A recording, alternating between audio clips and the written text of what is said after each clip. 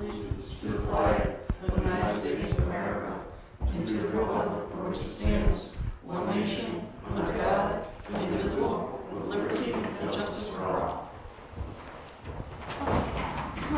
Come on in, Rob. If you want to go ahead and set up over there. I apologize, I'm a little late. There's some traffic in Buffalo. Well, tonight's first part, Rob will be setting up for a presentation on health insurance, so we have a little bit better understanding of what's available. And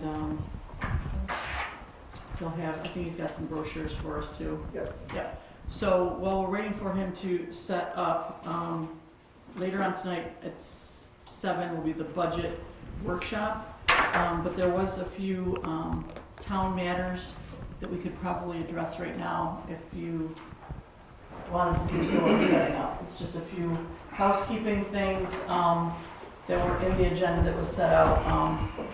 There's some decisions that need to be made. If you want to go ahead and do that while I'm setting up or not, it's entirely up to you. Here, you guys want to pass those? One for each. There. There. On the 17th, I resent that very long NYSERDA contract to everyone. I really don't know what was wrong with it, but the second one came through much easier to read. Did anybody have any questions about that NYSERDA contract? Yeah. What is it? What is the grant for? I mean, is it for a heat pump like it says in here? The document is so long because those are depending on what we utilize the grant funding for. That's the criteria that we would have to meet for that. If we needed a heat pump, that would be the. So the heat pump's just an example? That's an example of what we would need to comply for that particular usage of it. There was several different things. We have a couple years to, the summary on the front shows that this grant is, the project period is 8/1/2024 when we issued it to 6/30/2027. So we have this to utilize for this based on this NYSERDA contract. If we need to amend it, there is a little wiggle room. We could ask for something different if it's not. To amend the time? No, to amend possibly the grant usage. Okay. We had the energy audit today. We haven't got the results yet back from it, so I don't know what that's going to say. She didn't think, I believe a couple years ago the garage did LED light bulbs. It could be for LED light bulbs here. Any energy upgrades, we get $10,000 for. So what the energy audit's going to say, I don't know. So this is just earmarking the $10,000 for this. If we don't use it, it'll go back in 2027. Has wording in here that any monies saved from this project, whatever we use it on, needs to be tracked. So how do we track that? And Well, that money, that savings, needs to be used towards other green projects. okay. So if we got, so let's say we did a heat pump, I don't even know what the cost of that would be.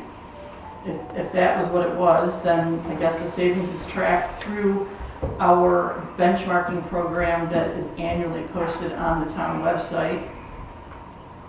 Okay. And then I guess if we saved $1,000, we'd have $1,000 to buy $1,000 worth of battery operated tools for the park maintenance. So I don't understand that, just putting it on the website. How does it get put on the website? How do we track it that we know how much was saved? And the savings, what happens if we get audited and we didn't use the savings for a green initiative? Do they take the grant back? Probably not. I don't know. We used $5,000 towards lighting on the pavilion. They didn't check us on that. Well, we didn't have a We're not talking We didn't about have a that 30 before, we're page talking about what's going forward. contract either. Okay, so here's my question. Do you not want to take the opportunity for this $10,000 grant or not? I'm thinking now.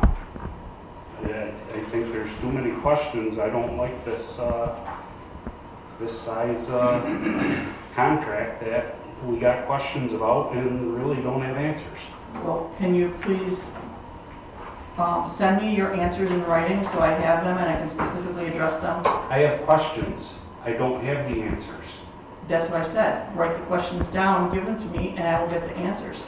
And just for us, we don't, the things we ask, we don't want to think, we want to know. That was just the whole thing, you know, just if you're going to go through and go through this, if we're spending money, it's going to cost us money, what are we really getting out of it? Is there any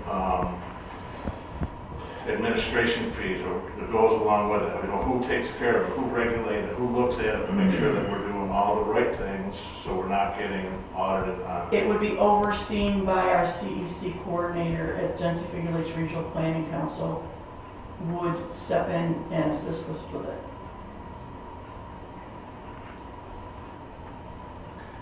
I feel better about this whole thing if we have a plan as to what we're going to do. We don't have, We just can't go into it blind. I'm reading through the contract and I'm thinking, so what are we going to do? What are we going to implement here? we have, this is giving us the opportunity for $10,000 towards clean energy upgrades to the building. Okay? If we don't use it at the end of 2027, we don't use it. This is just earmarking the $10,000 that was earned for the town. That if we do an upgrade, it doesn't come out of taxpayers' pockets. Well, suppose we do an upgrade that costs $50,000 Okay? to get 10. If we need the $50,000 upgrade, yes, it would only cost the town $40,000. True, but I can't see going into this blind saying, what are we going to do? That's what I want to know. What are we thinking about doing? I don't know that And we can- until the energy audit comes back, and they just did the energy audit today. Well, then can we put this vote to the future when we get the energy audit? We have some idea? It may expire before then, because this is what we applied for the grant for, was this. What other green energy or energy efficiency project would you like to see $10,000 go to? I guess is the question. You have $10,000 gift. What would you like to use it for? But is it really a gift? That's yet to be seen. Or do we just say, nope, we don't want your $10,000? We didn't say we didn't want the 10,000, it was just the whole, That's again, we got a sign for it so we can find out what's in it. Yeah. I don't agree with that. Okay, so my question then to you is, if you do not want to go to possibly utilize energy efficient upgrades for the building, okay, is there another course that you'd like to utilize $10,000 that was available to the town? But they're not just giving you 10,000. We have to go prove, do whatever we have to do to get the 10. We have to They're do just that for not- any grant that we get, no matter what, whether Yeah, it's but- water, sewer, Yeah, but then it's, court system. but you have to spend money to get the money. You haven't explained to us what we're doing to spend money to get money for it. It's all on you think, you're not knowing. I want to know, I don't want to think. Okay. Next time I send something like this, if you can give me some questions ahead of time, would be helpful, okay? I guess we're gonna table this again for another Well, I month. had questions, and I don't think you knew any answers, which tends me to believe you still haven't read the contract, or you might have had the same questions. Can you give me a specific page? question now that this is in a I format. don't have a page because it's all listed number 30, What's number 30? every page.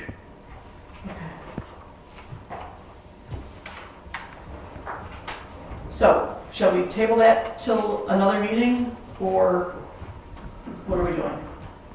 I move that we table this to another meeting to be discussed after we get the energy of it.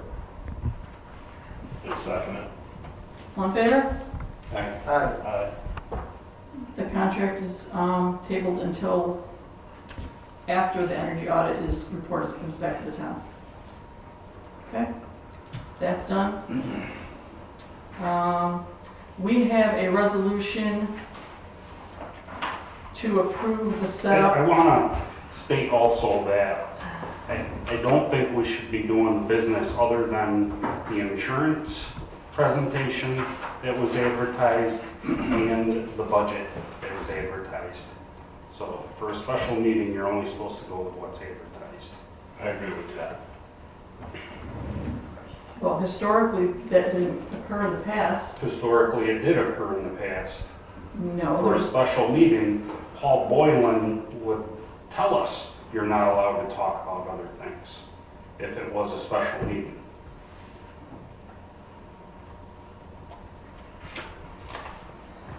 okay, well, we will move on if Rob is available to give our presentation for health insurance benefits. Hi, everybody. Hi. Hello? Rob Myrtle, Bene-Care. I can't believe I got this to work. So, a round of applause would be appreciated. No, I'm just kidding. So I'm a benefits rep for the Town of Byron. Candace and I have been talking about the renewal. Full disclosure here, I have assumed in this a 10% increase. Highmark has yet to release their rates fully. So this is, I think, a safe assumption. We do know that they came in at an aggregate of 8.94% increase, which is significantly less than they asked for of 19% from the state. I'm going at 10% because when it's aggregate at 8.9%, there could be a plan that's 10%, there could be a plan that's at 6%. So until I get the rates, not exactly certain where we're going to be, but I think this will, for budget purposes, this will give us what we need. So currently, I'm going to go left to right here for everybody.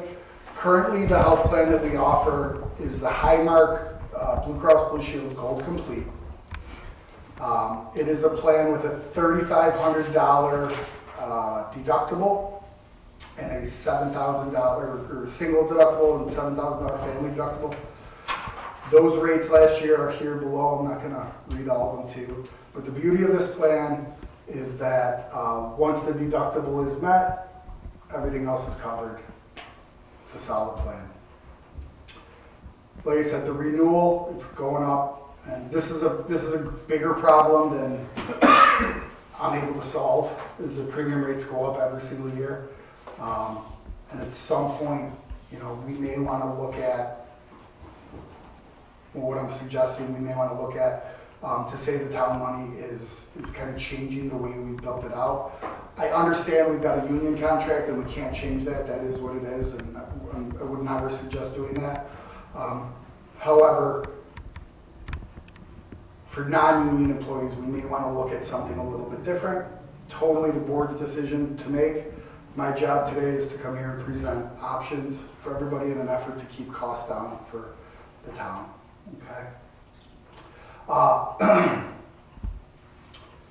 I also am suggesting several different other plans here.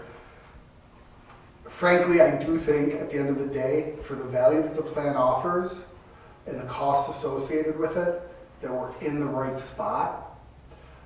If we were to go with this, say, Silver POS 6100, it has a lower deductible, but it's got a much higher out-of-pocket maximum cost, which, because the town provides an HSA to the employees, would end up costing the town more money.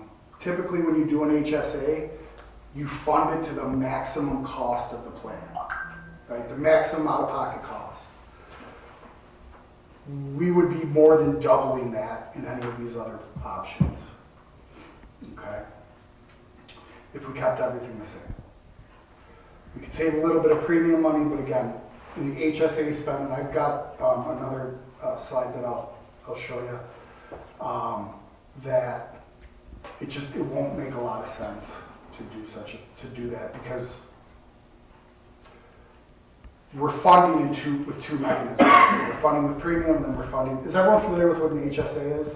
I should probably back up. A health savings account. Okay. So when you combine those two together, the cost to save some premium and move to these other plans is not a real savings because of the HSA costs. I'm sorry, which is the plan the This town one. has now? Right here. I'm sorry. This high mark gold complete right here that I'm highlighting, Okay. I'm trying to highlight right here. Won't let me. There we go. Well, that's going to do all of them. This is the plan right here. This is the renewal rate that I'm assuming with a 10% increase. This is current rates right here.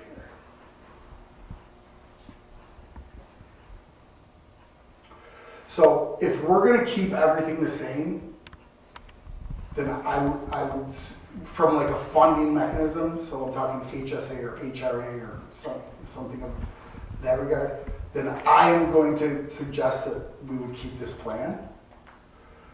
However, I would make additional recommendations on the next thing that I'm going to show you for us to get away from the HSA for non-union employees. Anybody have any questions on this right here? No? Okay.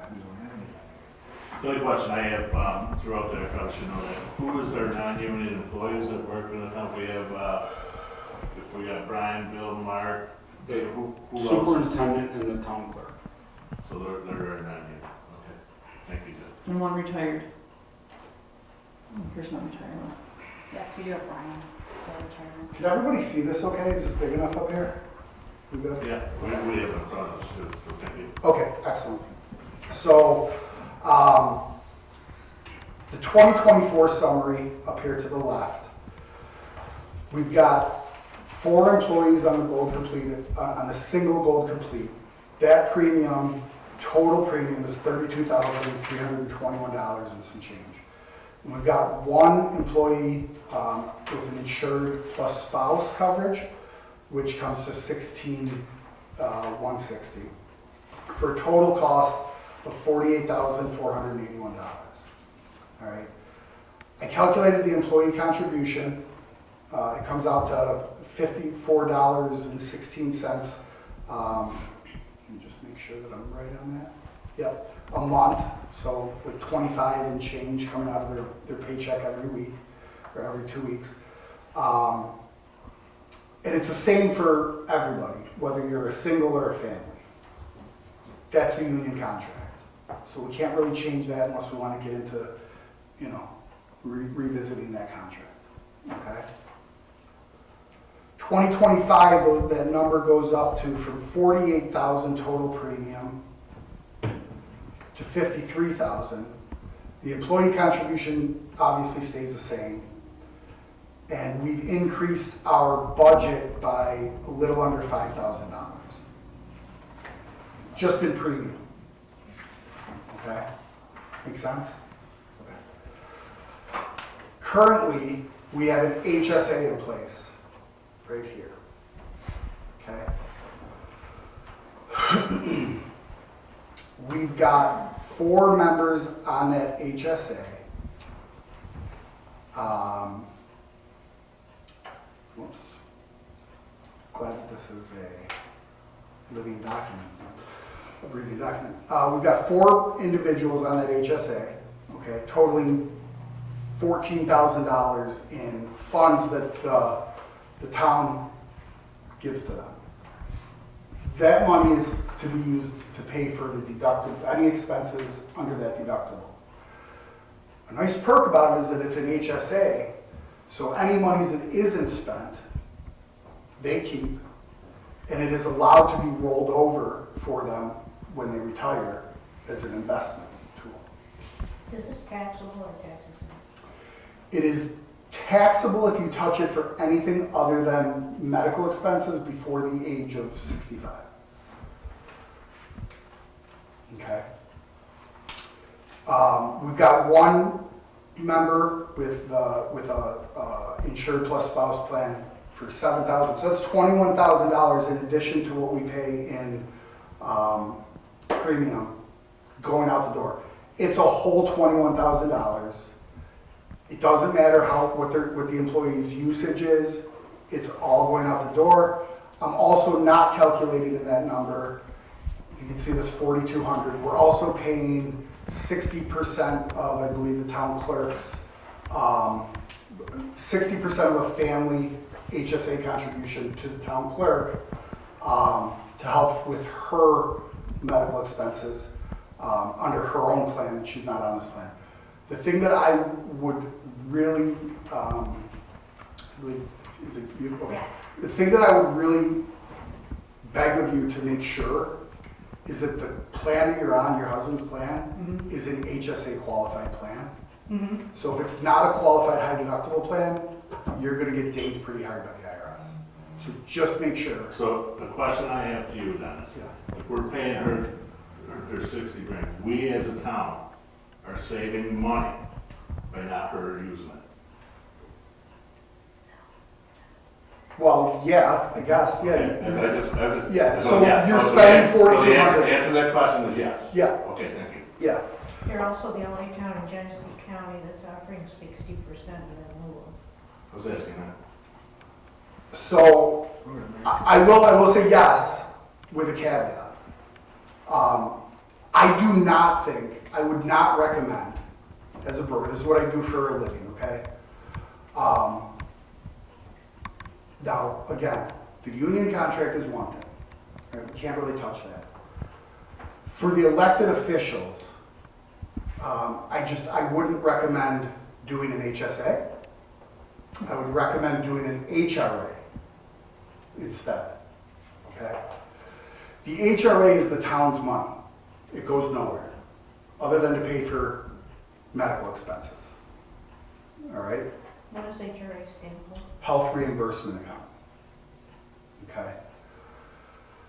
Right now, day one, the town is out $21,000 in HSA costs.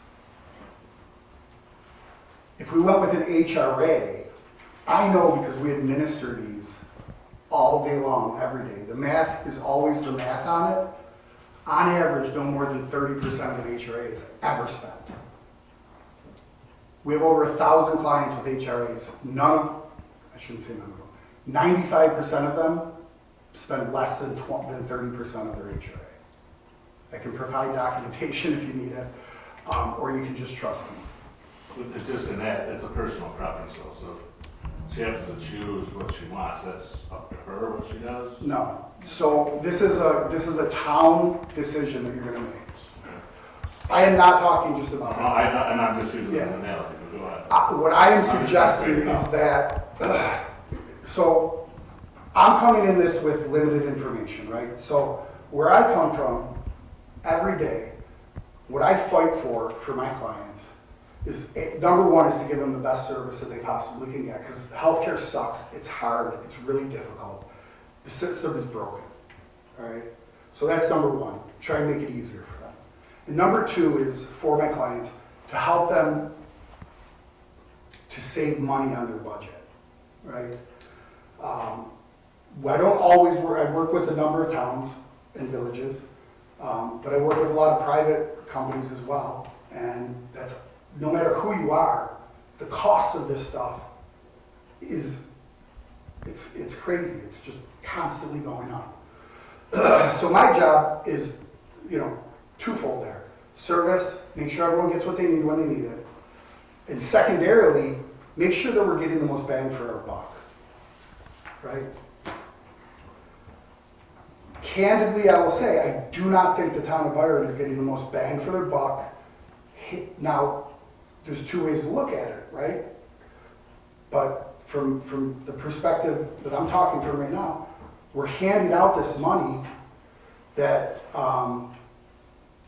may or may not be getting spent on medical costs, right? And if you need it and you're spending on medical costs, but it's just an added expense that we're incurring that we may not need to do when we can achieve the same goal, provide awesome healthcare. Because the plan that you guys have, that you guys offer, make no mistake about it, is awesome. It is absolutely awesome. I have over 150 clients of my own.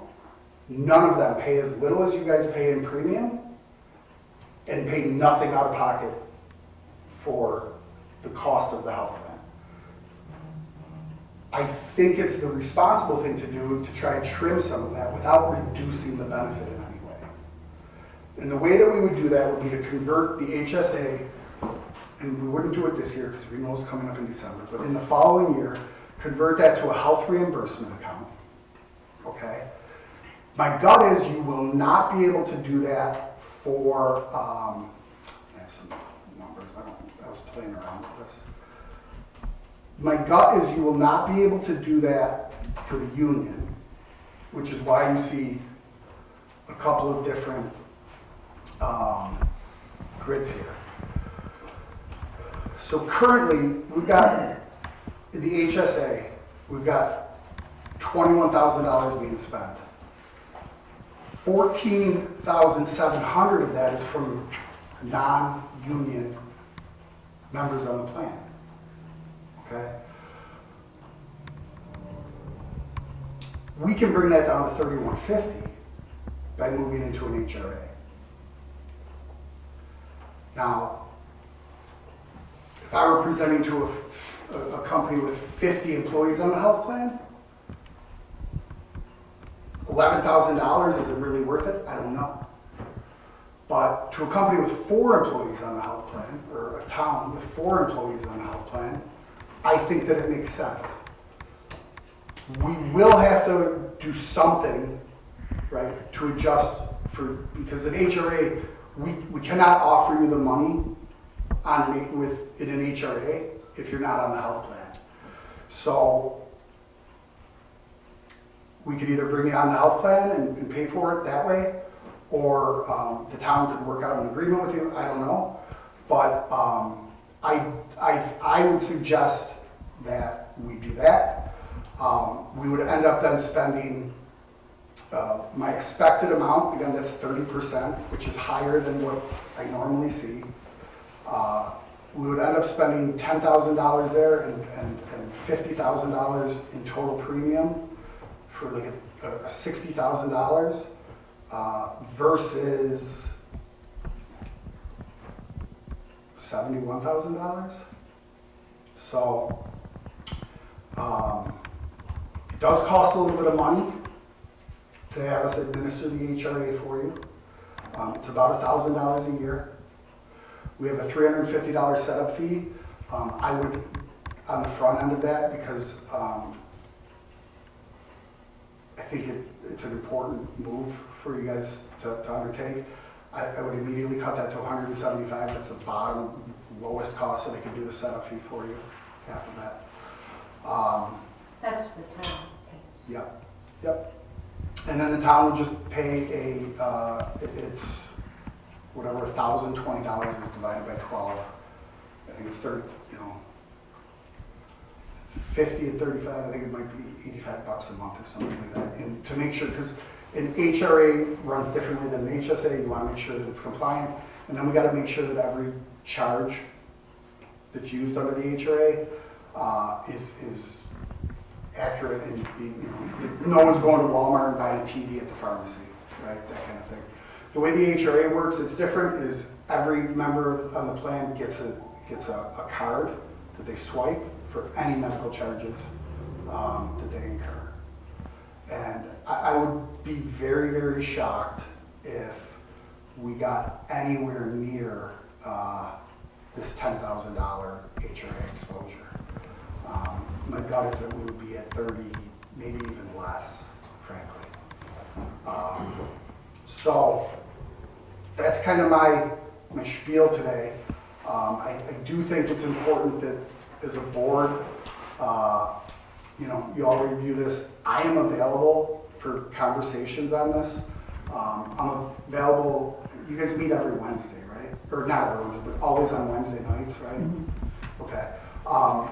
If we got to a point where you absolutely needed me to come in on a Wednesday, I could make that happen. I'm a single father and I have my daughter on every Wednesday, Thursday, so it's kind of tough for me, but I would make that happen. But I think right away there's some, real savings with the HRA immediately. About $1,000 a month in healthcare costs.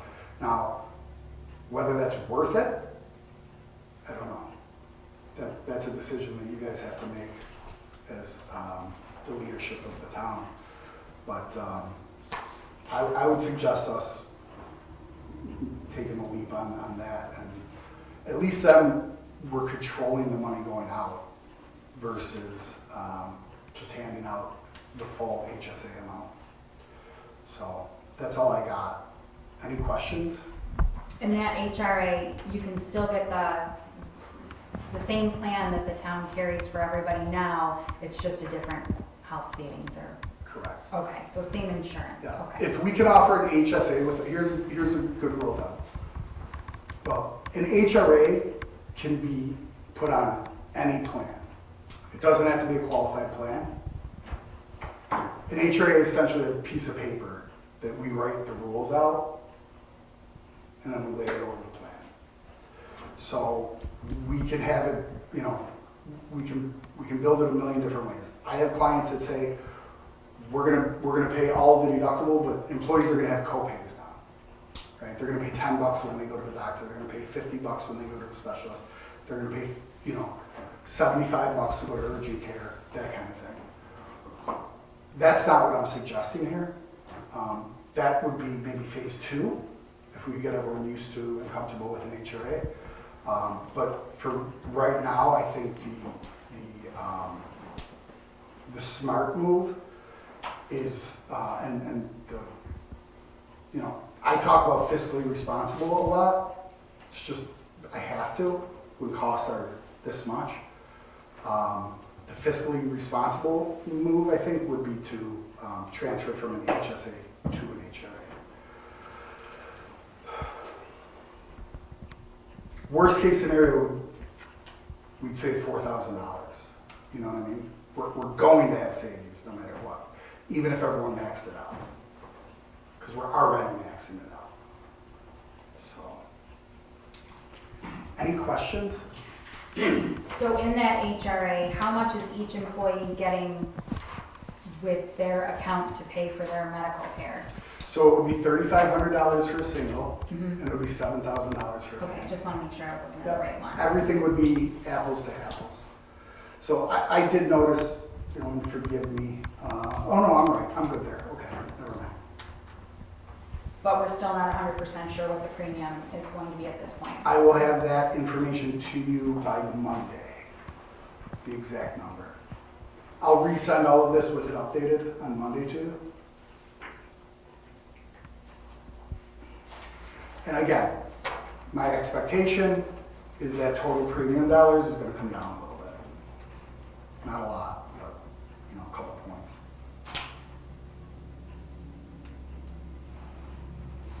I understood there's one retired employee, does that employee have special coverage for Medicare?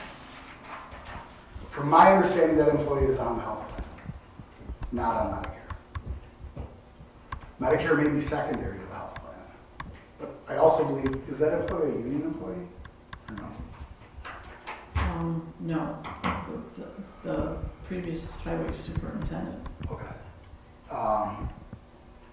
So again, we would be happy to help him with Medicare. I think that it would be if he's paying $50 a month for the healthcare, it's not going to, Medicare probably isn't beneficial to him, so. So what you're speaking of is basically Dave and Christie. union contracts like this, the HSA stays the same. Yeah, The only thing you're recommending is to move these two. yeah, yeah.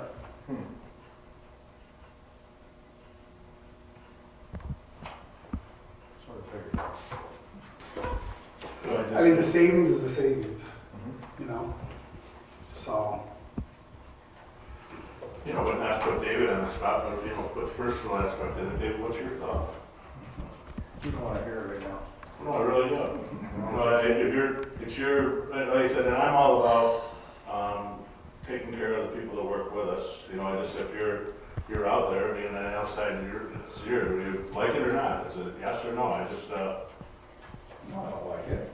okay. If the supervisor give a resignation, I'll sign up for it.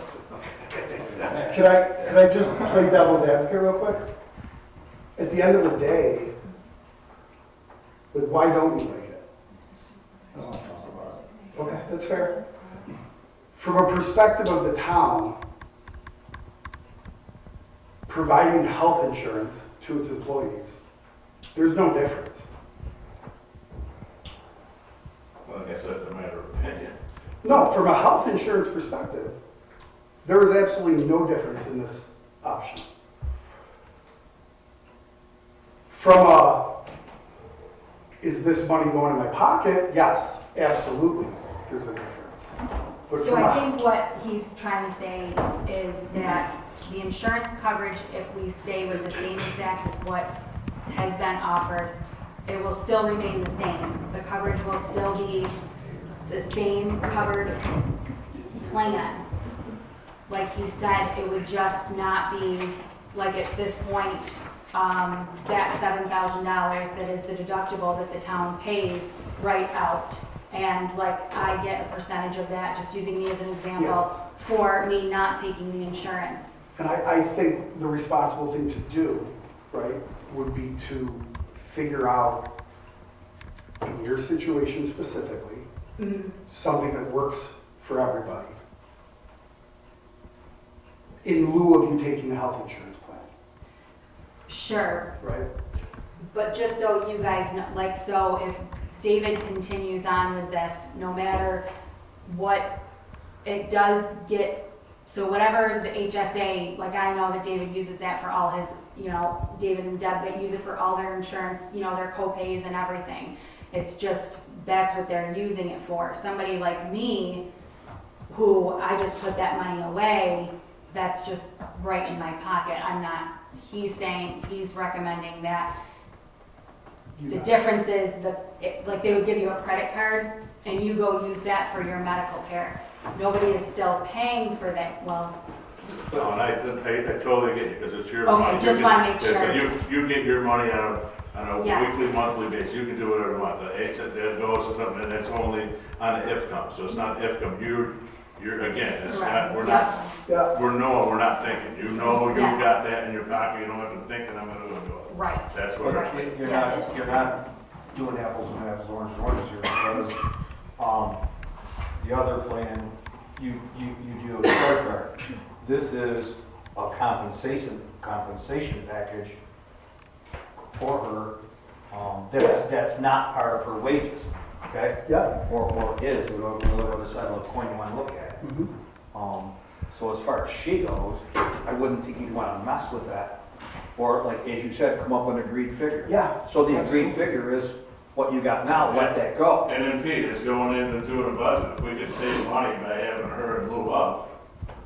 100%. If We're right there. So, yeah, so that shouldn't be a question. We give her in lieu of what they're doing, Yep. save the town I money. I have no issue with companies or government agencies providing a compensation to keep people up. It's legal, there's no issue with it. I have no issue with it. The comptroller recommends it. We're talking $4,000 at the end of the day, okay? That is not what I'm suggesting doing. What I am suggesting doing is we take this we take this $10,500 that we're giving to people, and it's gone. And I'm saying we hold on to that money and only spend it as they use it. So I'm gonna go as, employer. Yeah, I'm asking the people that work with me, what do they think? That's what I'm asking. So I just went to ask the two people that work with us. She don't want it, he don't like it.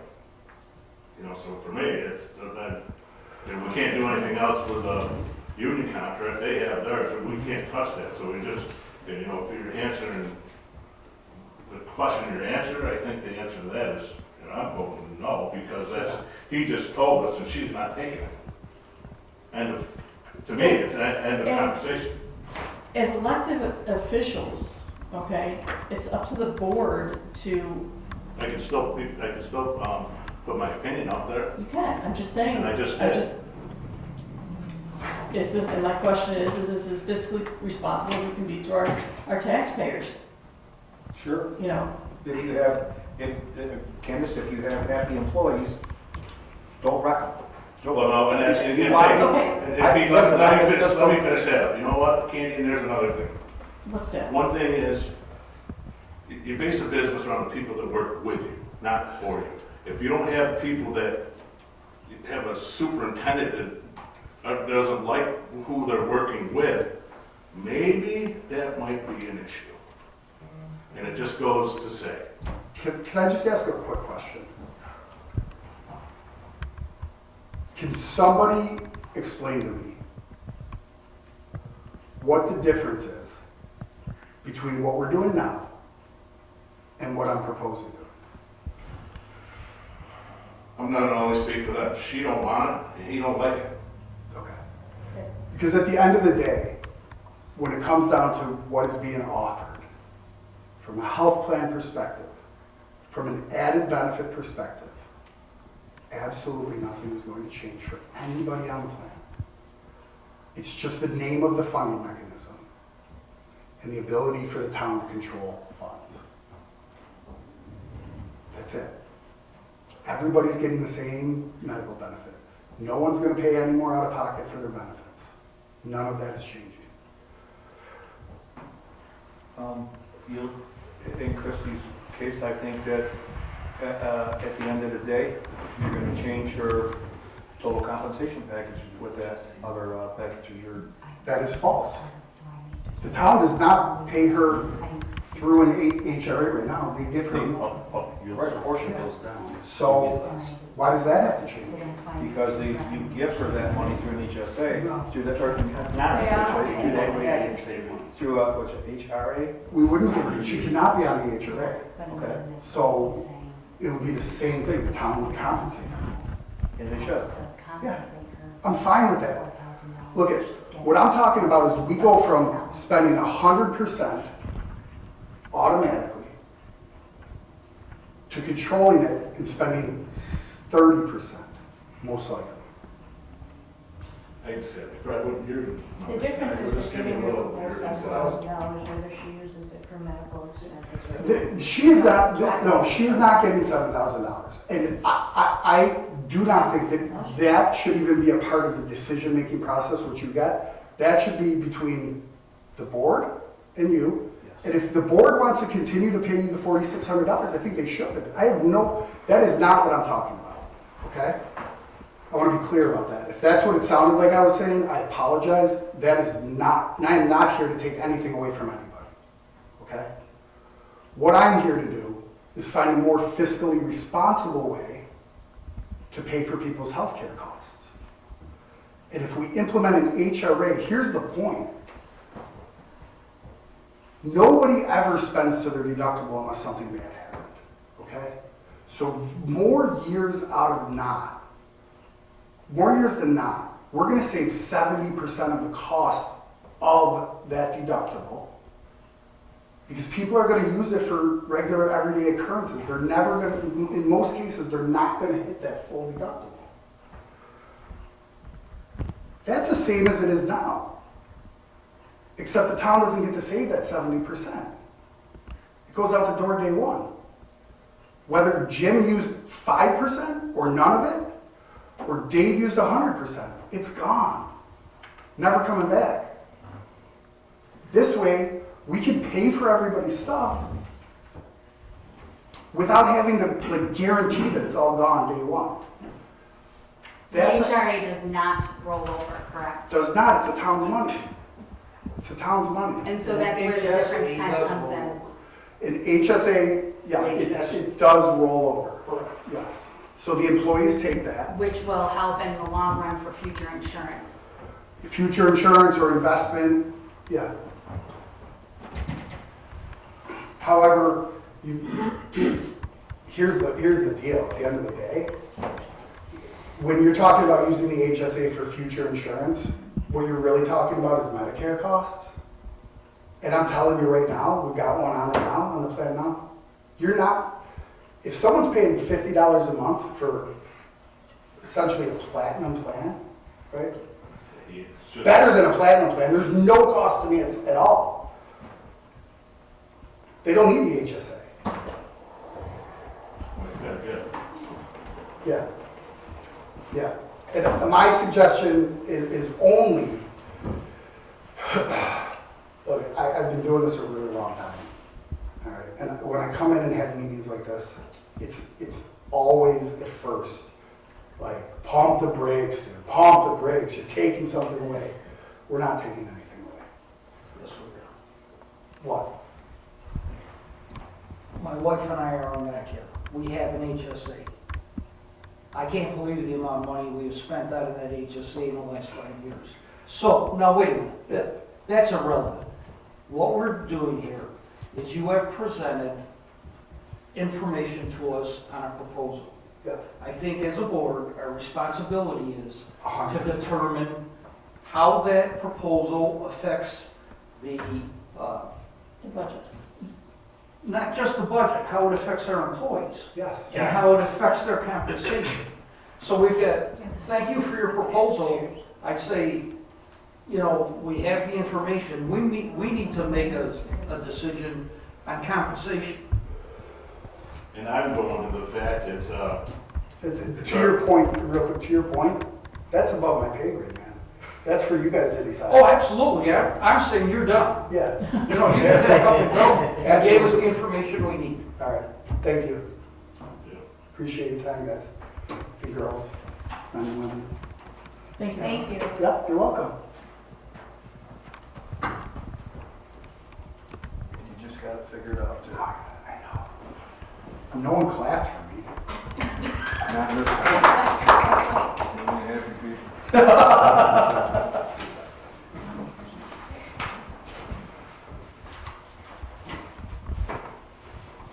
Now I gotta go home and watch the video. Watch the tape, see if it was as good as you remember. I don't think it was very good at all. No, I'm just kidding. I just So took with the that last 30 presentation, seconds, so. How do you think Some of it the went? information was plugged into the tentative budget based on some figures he gave me before, and we're still waiting for the final. Yeah, I'll have that too. Budgetary, yeah, I know, we've been waiting, we're getting like,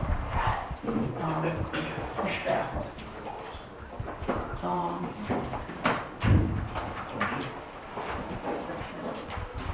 Christie, will you make sure that from now on, when we have the special meetings, it does get added in there at every town business, please? As we Are we said. able to do that? So I guess that's a question for Bridget. Thank you.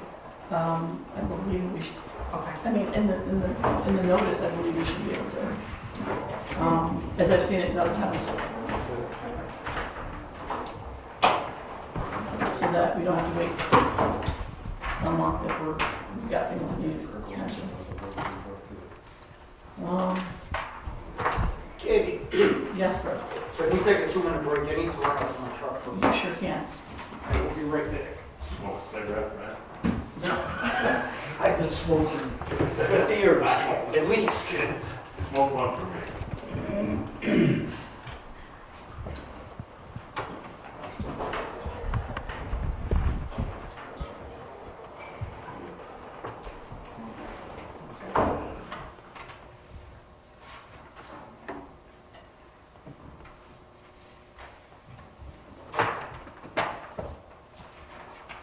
Sam, how are you?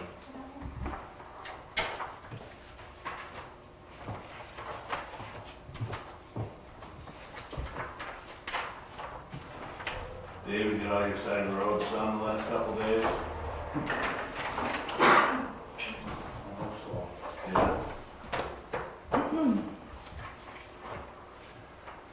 Got a few more. What are you doing?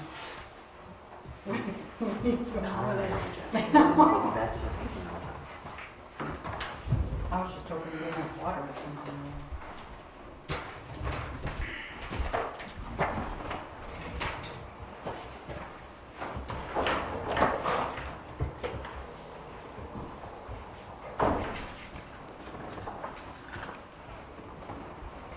Okay, I'm good. It's only a minute and a half, to 30 seconds. Only a minute and a half, to 30 seconds. So I appreciate everyone listening to the presentation about that. I thought it was informative about what the options were as we move forward. Healthcare costs are constantly going up. Any savings that we can save the taxpayers, I think is important. Not that we shouldn't offer health benefits, but I guess the way it's offered could be re-looked at for the bottom line. Because the question is, are we looking at health care for our employees, or is it a monetary compensation? What is our responsibility? So we're not going to have any other conversation about these other items that were on the, Not other than the budget, no.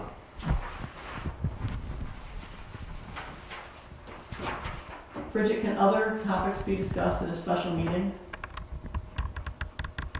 What was it noticed for? Well, the notice we'd like to put on there and other town business.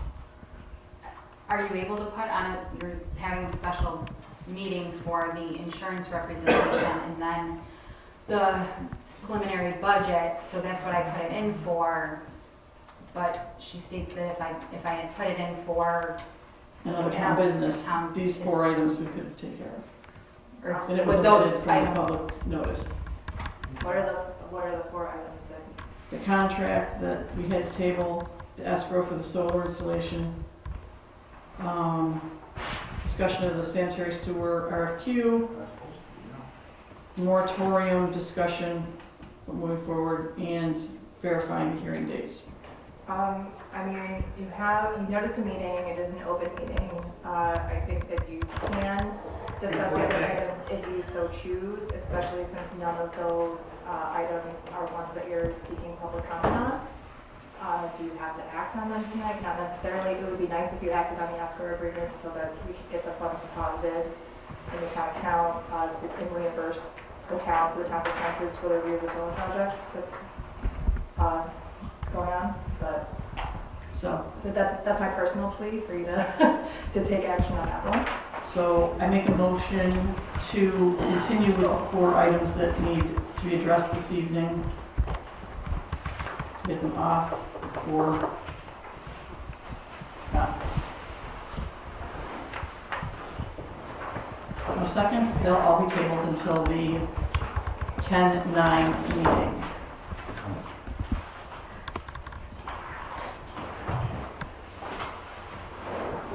The budget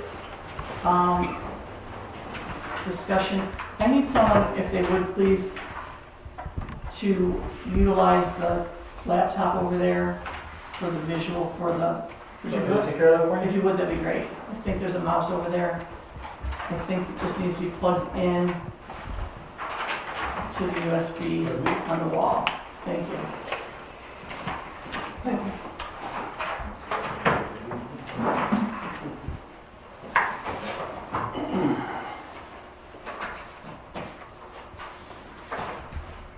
Last week, I gave to the town clerk the tentative budget prepared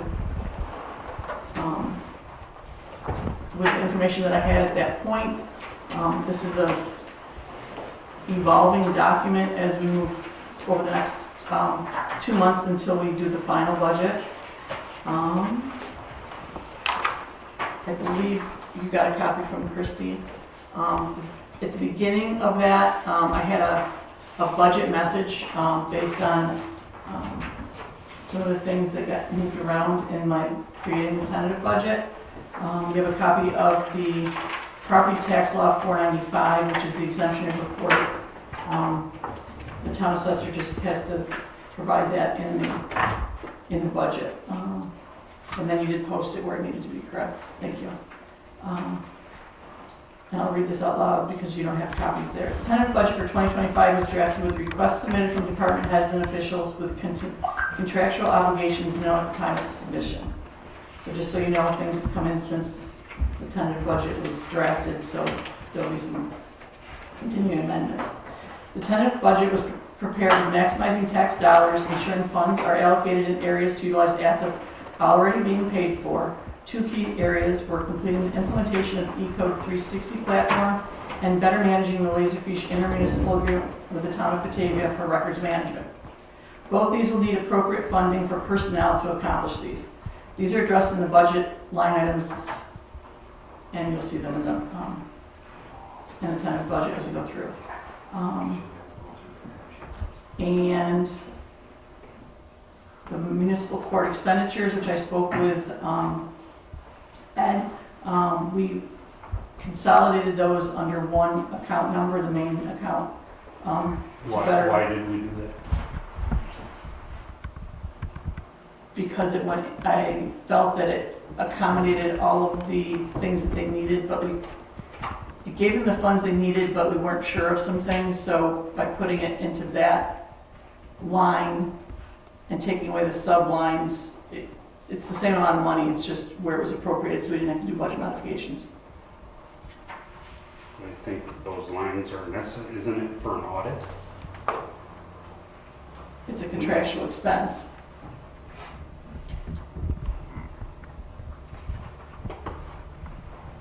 I don't know, I think it needs to be the way it was. Well, we can fix it on the next set then. But that was the reason I did it. The law expenditure encompasses all legal expenses. Utilizing legal services should be approved by supervisor prior to incurring. Planning, zoning, code enforcement should prepare appropriate requests prior to obtaining legal services. The Department of State, Association of Towns, State Comptroller, and County Planning are all no-cost resources that should be used. The highway budget reflects the contractual wage increases. The superintendent's salary was not increased based on the 19% plus increase granted in last year's budget. The clothing allowance remains the same this year. The $2,000 extra requested was not added. The Fire Protection District is consolidated for the amount of 2 departments. And then there's an allocation for the ambulance as a separate line. And those were required things for a contract that we had. So with that, we'll move on to the tentative budget. Did you have a chance to look at it? Did you have any questions specifically, or do you want to go through the budget line by line? I would like to go line by line. Yes. Okay. Yeah, okay. For viewing purposes in the audience, can you scroll ahead one to that page? This one? Yes. Okay. As I said, this is the tentative budget for 2025. Many of these things were plugged in by BBS, our bookkeeping and accounting service, based on items that they had available to them. We went over that at a meeting, I think it was the end of August. So we'll start at the top. Some of these things were just added in. First page is all revenues. The sales tax, which is A1120, that's an estimate based on figures gathered at the county. We put 375. They recommended that we keep it at 356 at this point because we don't exactly know what the sales tax will come in as. On A1001, why was that added to 5,000?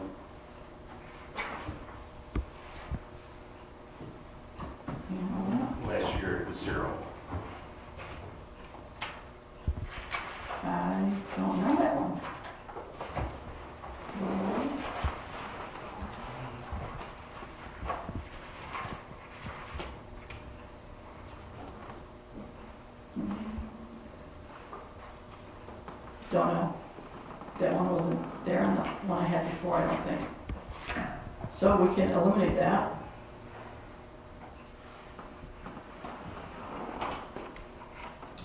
Because the revenues,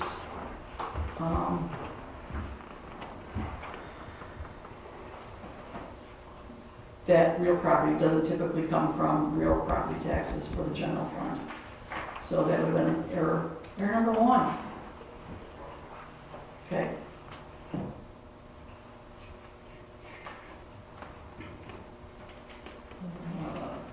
In looking at any of the other revenues, these, like I said, were all estimates. Anything that was requested in the requested column was added after our first meeting. Anything else was just put over and they plugged in based on previous years historically. Any other questions on page one then? And I'll check on that. I don't know why we put that in there.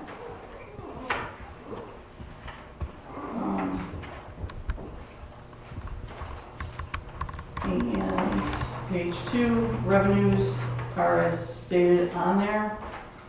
Let me flip the next page. There we go. Then we go into appropriations. Back into the unexpended balance under revenues. That line, which is blank in the estimate, okay? And then it goes over to 208,309. That's the unexpended balance, and that's going to fluctuate right now between now and the end of the year. And that will be updated for the preliminary budget based on where we stand with funds that we haven't utilized the next month. Okay? Under appropriations, legislative board with personnel services, we rounded up to $14,000. Wait, something's not right.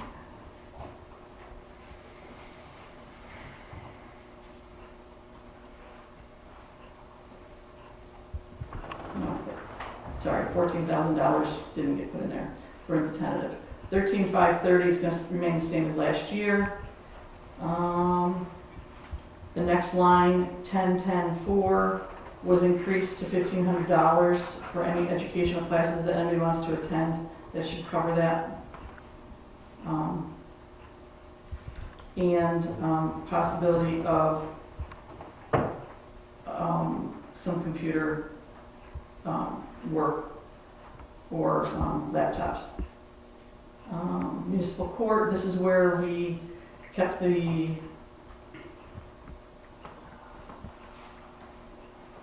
court, the justice's salary remained the same at the beginning, salary of $10,000. The court clerk, there was a request of $21,000. We currently were budgeted last year for $12,000. I split the difference at $16,380 and budgeted at approximately 15 hours a week. At her current wage, I think she was more hours than that now, right? but we'll have two justices. Right. And why the would workload- we get less hours for her? Because a lot of the hours that she used this year were for training and webinars, I believe, at the beginning of the year. And I think training is continuous, isn't it? It is. There's so many hours a week, or I should say so many hours a year that the justices and the clerks are required to do to maintain their, classifications. And I wouldn't want to take money out from somebody that's their job, they're gonna do it. I Well, suggest The keeping other at thing least, that we could possibly do with that is make it a salary position, agree on a salary, and flex hours based on the workload every week. I don't think that's possible. If you got different nights in court, what's going on, what they have, it's, Well, my concern is she was hired at a certain rate up to so many hours a week. And if that changes, especially going down, then we run into the possibility that they may no longer feel that this position is right for them. And then Right. who's gonna be doing that position? And that's okay, you don't wanna lose, again, you, back to the people's person part, you're used to having somebody there. You wanna Right. make sure that you're maintaining the people that work with you. Right, because I can't do her job, you know. and Nor everything. do you wanna go look for somebody else to do her job, because then you're starting over, that makes your job harder to go do it. Right, So and why then- would we wanna take money away from somebody that they are already planning on that, knowing that they're probably, with 2 judges, gonna take a little bit more, A little bit more work, because with the onboarding of the second judge, there's, you know, because right now we have court 2 nights a month. Right, With the second judge, that might go to 3 nights a month, Yeah. depending on how, you know, the schedule comes out. So that, obviously, that would be more hours, you know. I would suggest not. So I moving, suggest moving it to the 21,840 that she requested. okay, so we'll add that into the preliminary then.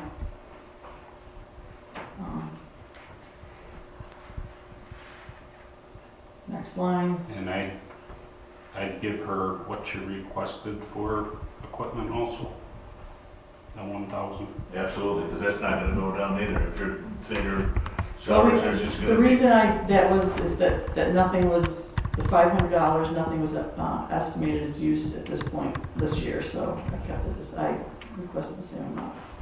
So you would like that increased to 1,000? Yeah.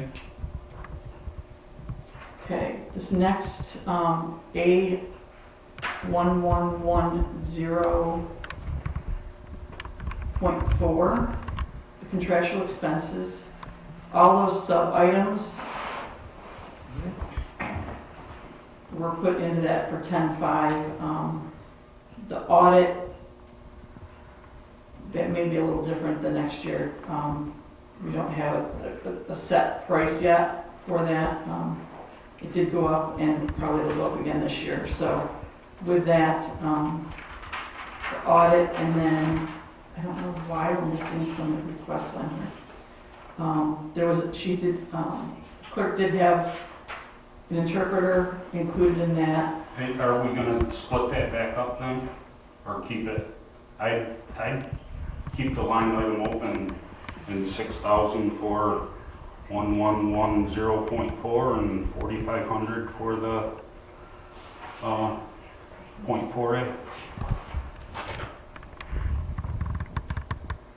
So could you please give me those numbers again, Jeff, because I didn't write them down. I have them on the line, so they can be tabulated elsewhere. A 1110.4, 0.4, contractual expenses, you want to leave that at, what was it? 6,000. Okay, And the next line item for the 4,500, which is the same amount with the 10.5.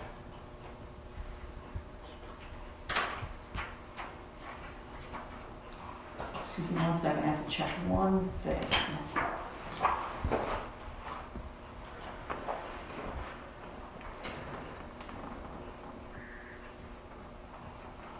Just want to make sure I have the right draft. Okay, so those will be added, separated back out then. And is it okay to leave the interpreter under the contractual expense though, just in case?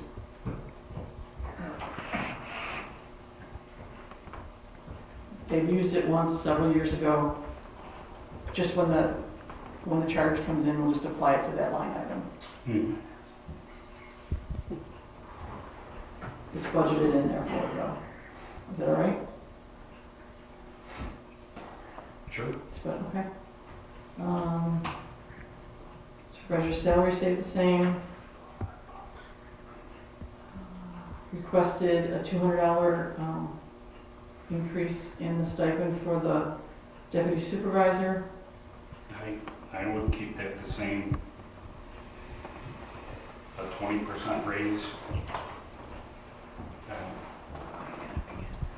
The board or yourself isn't getting a raise. $100? Split the difference? No? Whatever everyone else thinks. I don't think 20 or 10 or the rest of the board isn't taking that. I don't think the deputy should either. They're only there to fill in for you.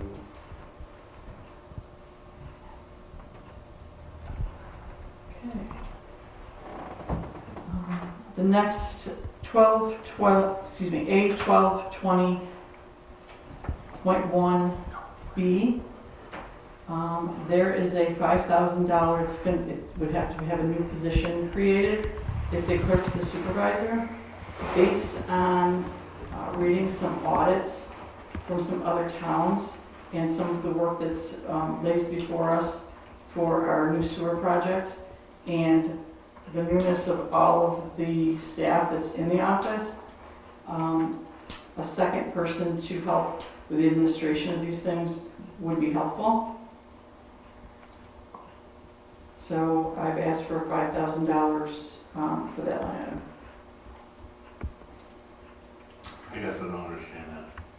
If the clerk is supposed to do the clerk work, And the supervisor's supposed to do the supervisor's work, but I'm supposed to do that in 12 hours a week, yeah. okay? There's So things, if we need, if our clerk is able to do it, why can't we give her a $5,000 raise and have her do it? because those are not her job duties. Make up her job. Make her job do it, I think. There's a Separation. separation of some responsibilities that I'm trying to address in the town, so that come another comptroller audit, we're not guilty of some of the same things that some of these other communities are, which in sitting in the office for 9 months at this point, there are some questions at this point, and to keep those separations, something needs to be done. I don't think we should try to keep a separation. I think we should try to get more community and try to work together and figure out the clerk doing her clerk thing and the superintendent doing her superintendent thing, and the clerk and the superintendent work a little bit better together. Okay, I don't think we need a new employee. Before it goes too far, my understanding of the town law is that in order for that to be done, it has to be passed by a resolution of the board to create it.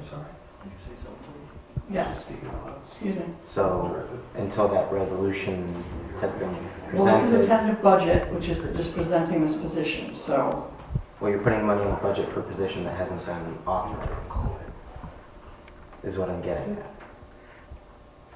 okay, that's true.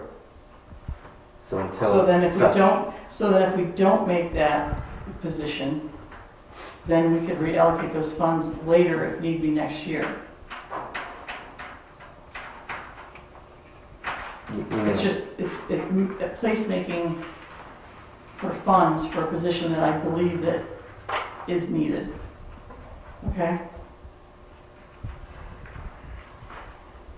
One person's belief doesn't mean it has to be everybody else's belief.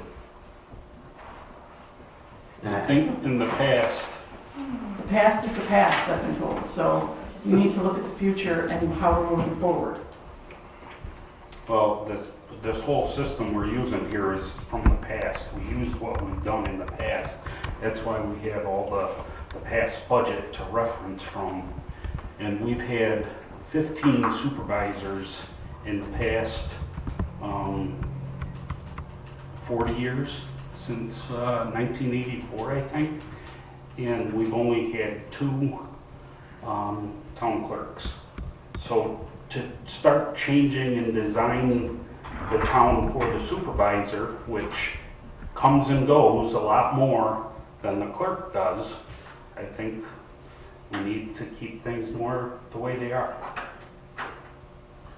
Can I make a suggestion here that we just scratch that line item? Sure. And quit beating a dead horse? Or we can discuss this all night. I concur. If we need to,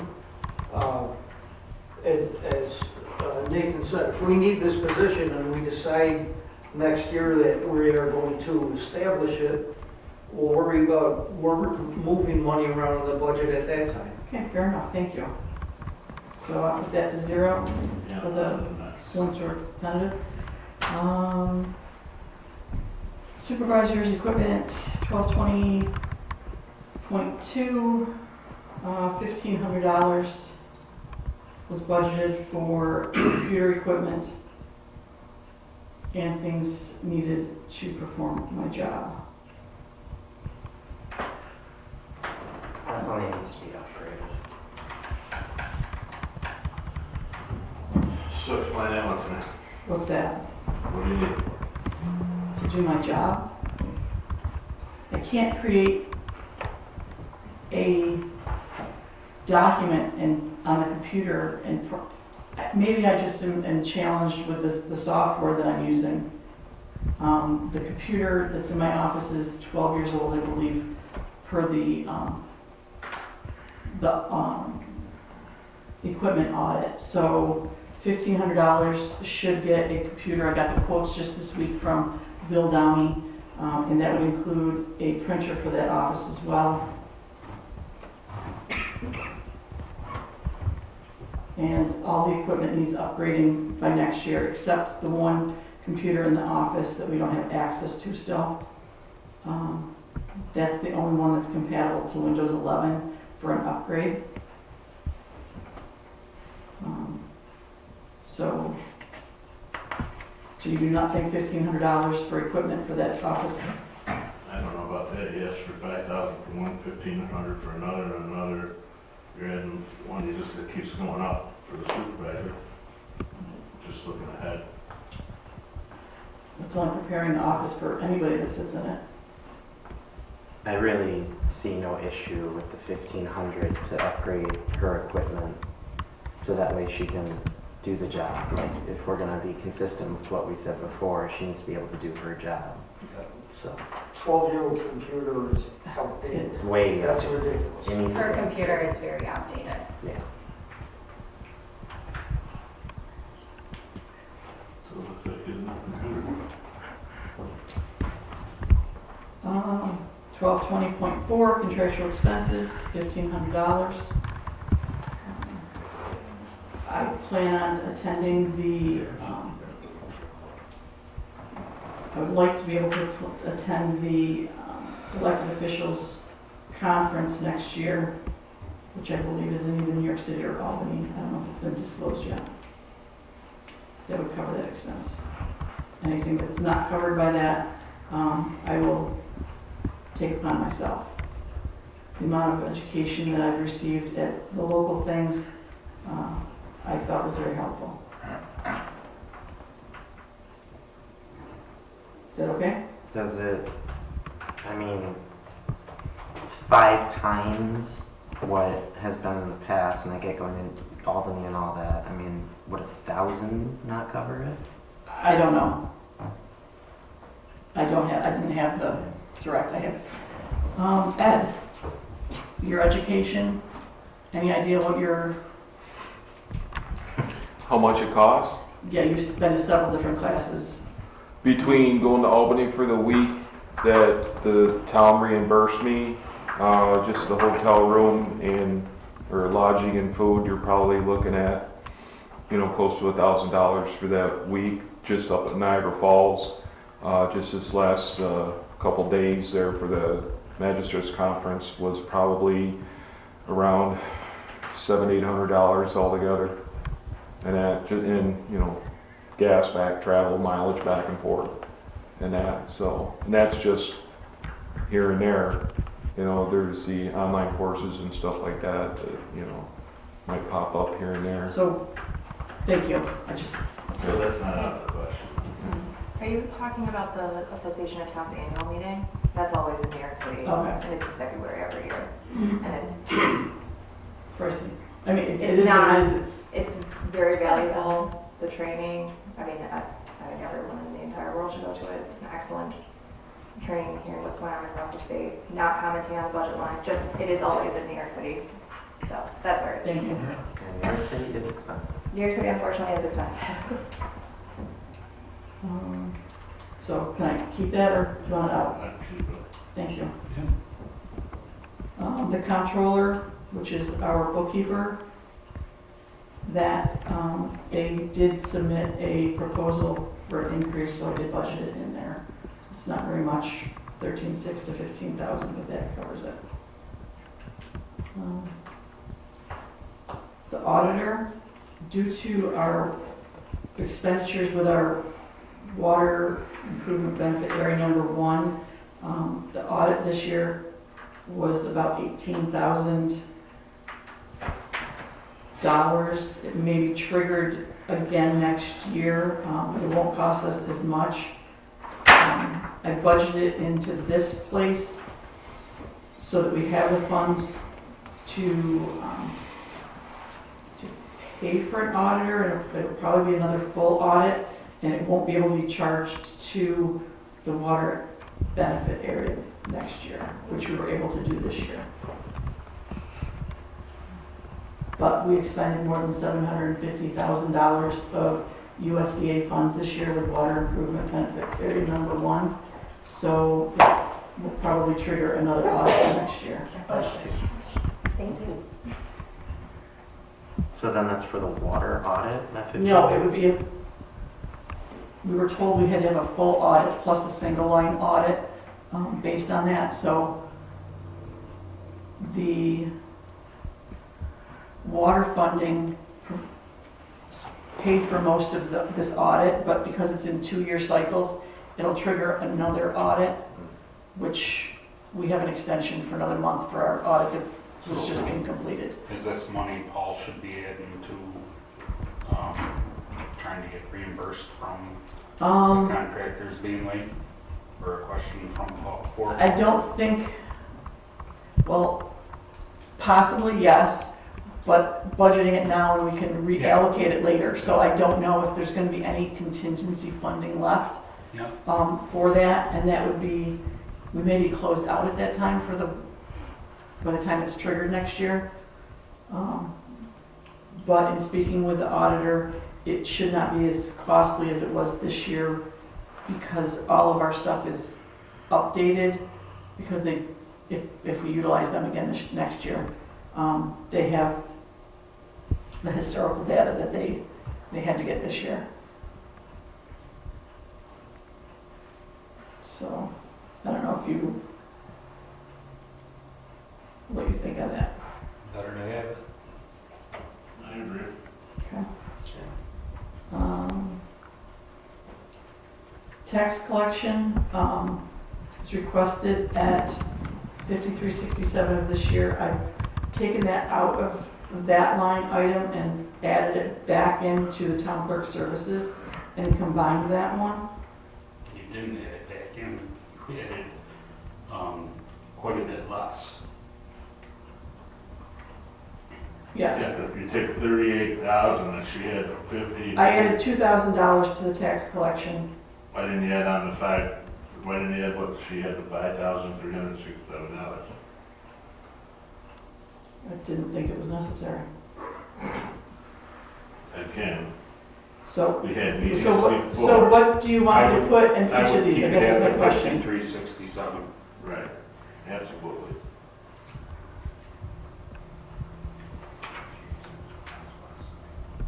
Okay, tax collection contractual expense, I believe that's postage, which went up a little bit, $600.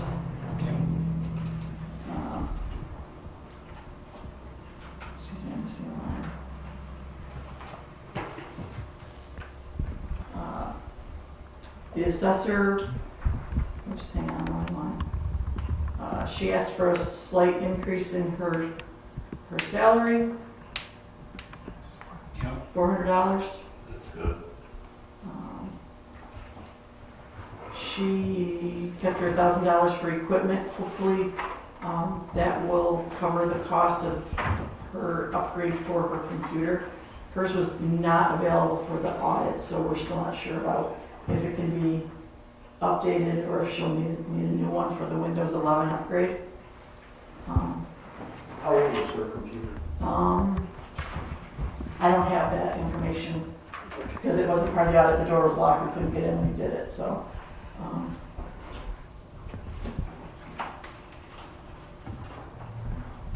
But she didn't use the $1,000 historically on that, so if it's gonna be more than that, it needs to be, we probably can reallocate something when the time comes. I'm good. I lost my spot. The assessment contractual expense, this line item may need to be adjusted to 544271 based on a letter I just got from the county for something they're gonna assess a charge. What was that? The chargeback the county does for assessments, What was the number? 544271. However, I believe, this all just happened since last week, since this came about. We also get reimbursed by the state for the three-year reevaluation. So I think this is gonna come in from the state and go out to the county for something that does with assessments. So just so you're aware. So in the next budget that comes out, that's gonna be changed a little bit, and I will clarify that point of that amount with Louise and the county. It should be just a pass-through, I believe. $500 is for the Board of Assessors. So with that change above for the tax collection personnel services, Put the clerk back to 38. yes, is that fine?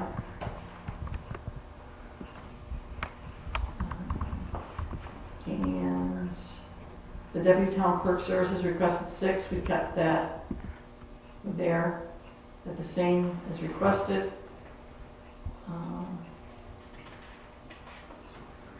After receiving this 1410-2, you didn't put anything in here, Christie, for clerk equipment.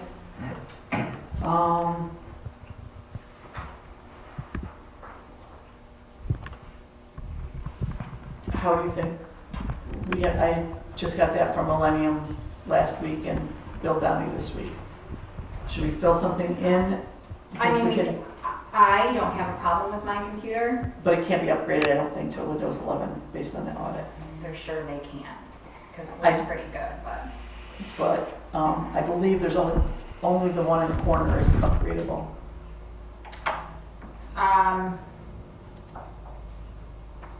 The entire computer would need to be upgraded. Is that I don't know what the you're saying? details of that. We can add that, we'll look into that and add it for the next one. Yeah, okay.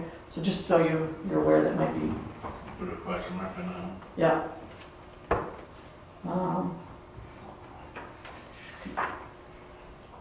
Requested 3,000 for contractual expenditures, that was remained the same.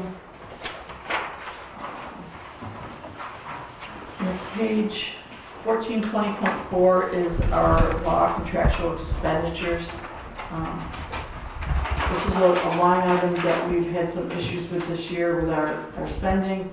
I did heed the planning board's request. I did increase that from $18,000, which was budgeted last year, to $25,000 to this year. And we just need to have a little bit better oversight on what we're utilizing it for. As I said, those 3 categories, Association of Towns, the comptroller, and I said another one in that, I don't remember what it was. County planning. And the county planning can be utilized before, and utilizing our town attorney more for specific town laws, not general municipal law, I think might behoove us. There's a difference between the two. Our zoning creates laws that need to be addressed, much like that, the demolition project. We have town laws and then there's state laws that need to be addressed, and we need counsel for that. But general municipal law, we should refer to handbooks and other sources before we just pick up the phone and call at $280 an hour, unless it's necessary. 275. What's that? It's 275, not 280. Unless if you ask for a raise, then. Oh, sorry. 5,000. It adds up. It does add up. So you think that that's, Do we need more for that? 30 or 35? I mean, we're almost at 35 this year.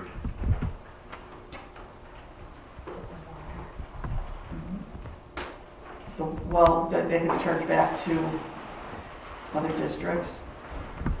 She asked about the water. Right. So that comes out of other. And then we'll be setting up the capital fund for the sewer soon, so that those types of things we charge to that I'm talking with BBS about that, Yeah. so that we're properly making sure we're accounting for those funds. Well, we have to come up with money to pay for that before the district is created though, right? Or is it created because we're replacing an existing district? That's where I'm at with BBS on how to set that up. We possibly could take money from the sewer reserves beforehand to move over. It's just a matter of making sure we borrow things properly. If you'd like to add more into this to make sure that we have it, that's fine. I'm not that familiar with it. We're just getting that sewer underway at this point. But it's gonna be a long process through it and making sure we expend things properly and account for things. Like Christy knows with those Form Es that come through with, that was rural development. I'm not sure what EFC requires for funding supplements and stuff like that. So do you want to leave it at 25 or would you be more comfortable? I would go to 30 anyway. Any other thoughts? What do you guys think? I'd say 30. I agree. Cool, 30. Okay, I'll change that for the next one. Before we move to the next item, Yes. I'm not quite sure how I feel about legal services needing to be approved by the supervisor. I feel like that's going to put some extra strain when we have things like committees, like with the planning board zoning law revisions, when they have to consult the attorney. I think it should just, you know, like you said, like people just need to be aware of what other avenues to go to before doing it. If I can, with the planning and zoning board, they're actually entitled to their own counsel. Okay. So you can't stop them. And whatever they come back with, the town board pretty much has to approve, because that's one of their very few independent powers they have. Certainly, sounds like there's conversations that you want to have with the board about being judicious. I know I had a conversation with the planning board chair about budgeting, and we had a very specific conversation about what the next year would look like in terms of projects. And we're trying to be more proactive about getting funds from applicants upfront so that the town Right, is which is what budgeting. we're working on with the escrow accounts and Yes. those other two solars, Yeah. making sure that system is properly accounted for. Well, so you're not fronting it, basically. Well, that's for the escrow account, but there's two other projects that we are fronting. That are, So, and I believe that the way it has been in the past, it comes through the 1420.4. I'll let you speak to your Um, The mind. Association of Towns says there is a program like this. I think she called it a gatekeeper, where the board would appoint a gatekeeper, and it might be a good idea, just so the other boards may think about it, or, there is a discussion other than just show up. And for the other employees to have something authorized before they call the attorney. Can you send me information on that? I'm not sure what you're exactly referring to, but I'd like to look at whatever it is. I don't have any information on it. The Association of Towns talked to me about it. She called it a gatekeeper. Who'd you speak with? Lori, Lori? I believe. Matheson, I got her number too, okay. So with that, how about we do this? We budget the $30,000, and then once we figure out what we're doing, we can reallocate those funds to whichever line item next year we need to, a budget modification, if it needs to be controlled that way. Is that what you're saying? If with the planning board's request for 10,000, just for sake of argument, for legal services, that you're talking like that. So that way it's on a different line item. I guess, yes. And I will talk with the bookkeeper about how to properly to do that. Yeah. But it's budgeted for in the, it's coming out of the general fund, so, Right. okay. Just ensuring that if, like I said, if it's like a law revision or it's something that they have to consult an attorney about, they have that access, like Bridget said, that they have like a right to, like, we have to give them that ability. So with that 30,000 still? Gentlemen? I've never heard from anyone but the chair, so I'm not getting like random calls from Okay. planning board or zoning board members. I still think 30 should be adequate. Okay. The prosecutor, I budgeted for 5,000. It should be, that should cover everything. It's not gonna go up at all. It just depends on when the holidays fall. And we seem to have a lot of holidays on Mondays, it seems like, but depending on how they fall, that should give enough cushion to cover the prosecutor. The contractual expenditures for solar,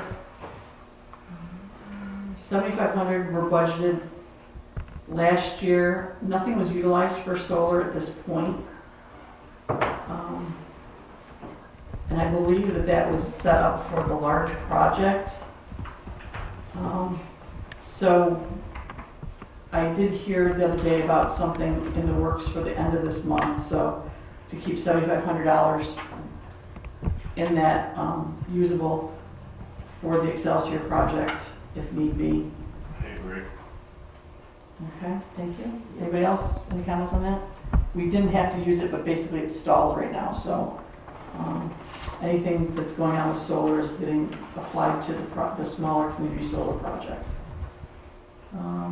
Engineering contractual, it was $5,000 last year, $5,000 this year. Most of the expenditures will be fed through projects for the reviewing and stuff like that, so since nothing has actually come out of that this year, I held it the same. Records management, $1,000 was allocated for last year, 105 has been used. I increased that to $3,000 due to the two systems that need to be up and going based on us already paying for them. So we have to figure something out, I think, about getting access to those and utilizing someone to get that data inputted. So that's where that is coming from. That's the Laserfish and the E-Code 360 when the zoning gets updated. It's the kind, then that goes hand in hand with the $3,000 expended in the contractual expenditures for the two subscriptions that we have contracts for, Laserfish 360, or excuse me, Laserfish and E-Code 360. So it's all records management, archiving stuff that needs attention. The contracts and a person to take care of it. How we take care of it, we have to figure that out. But that's where I plug it in at this point. Kristen and I can have a conversation about how to utilize that.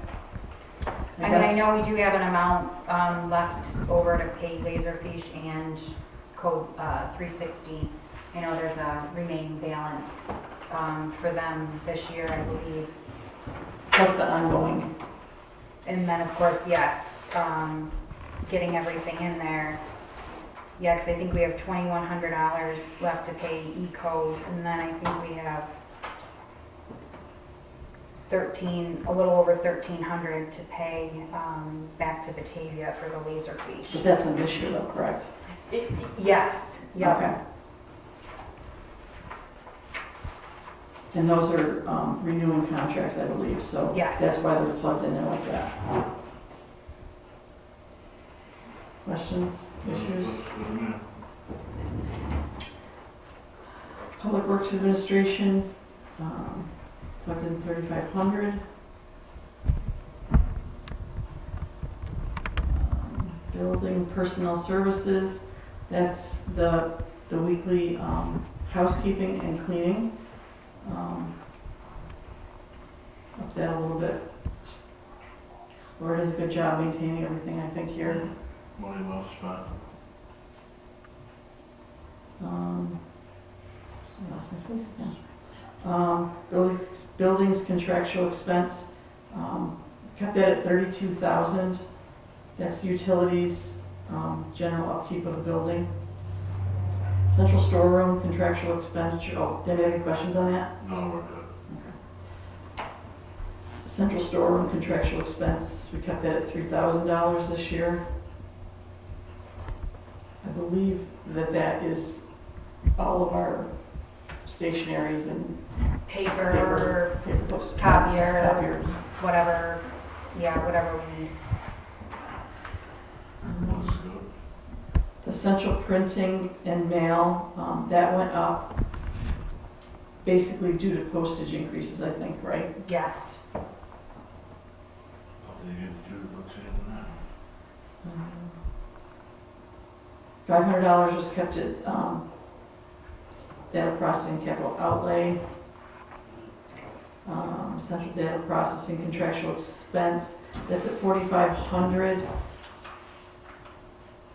Is that the It's an Toshiba? IT service that we may need to That's have in not the Toshiba? building. No, Toshiba falls under the central print and mail, that falls under. Oh, that's why that was, okay. Yep, so that's that, and the 4,500 would fall, that particular code is IT services, so Okay, anything that the building may need, Which money it needs to does. come in. correct, with any upgrades and stuff like that, that would come out of that budget for Yes, the people coming in to upgrade our. yes, the hardware server, and stuff. backup, battery back, whatever we have back there, that's Okay. what that would be. used So for. even though it was $4,700 budgeted before, we didn't utilize anything this year at this point. So keeping it at $4,500, it looks like it would cover what was in both of the estimates. Which that may also come in handy when, if in fact everybody needs to get You new computers next And- year, the money could be reallocated. So I lowered it only because of the usage that we didn't use this year so far. Is that all right? I agree. Payroll, $2,400. What is that? Do you know? Was that BBS? Or- That didn't come from you? You didn't plug that one in? I'm not sure. It was a request, payroll, not payroll service.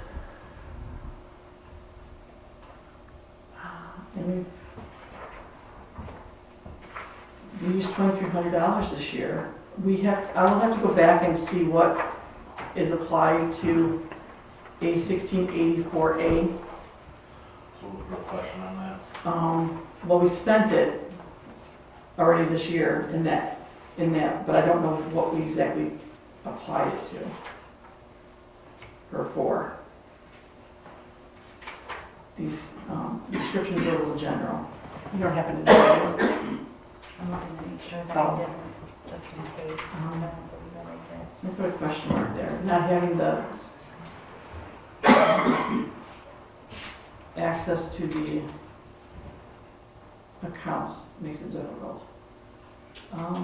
The unallocated insurance contractual expense, the $45,000 is based on contacting Lolly and the increase projected for the insurance for next year. Is that all right? Yeah, you just said it's gonna go up, so. Municipal association dues, contractual expense, we did get the copy of the bill for next year for the Association of Towns.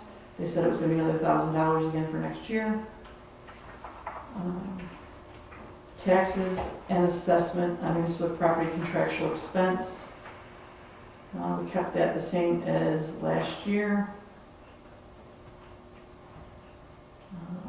Other general government support contractual expense, kept that the same as last year. Contingency, we kept it $10,000. If there's anything anybody has questions as I go through, let me know, please. We're good. Police personal services, we kept that as same as last year. Traffic control, contractual expense, we don't use that account. Control of animals, we kept the same. Contractual expense, we kept the same. Christie, does that come up, contractual animals, is that postage and stuff for sending out? That's gonna be the dog control. Sending out the dog? Yes, and if we have to send to the sheriffs and Okay. all that stuff. Okay. And Safety then the one inspect, above that is the numerator. okay.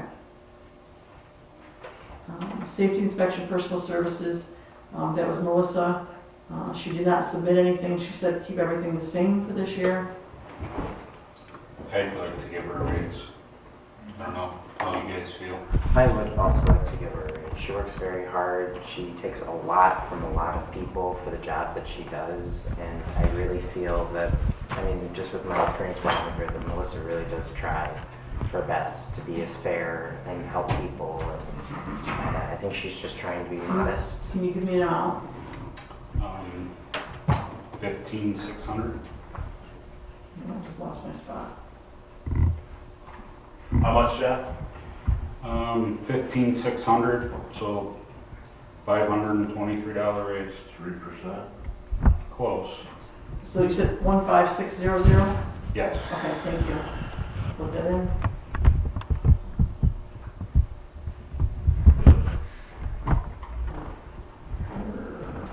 $2,800, we kept that. She may need a new computer too. They're both 3620s, so we could reappropriate that if need be with the computers, by the way. Register of vital statistics, stay the same. Street administration, personal services, the same.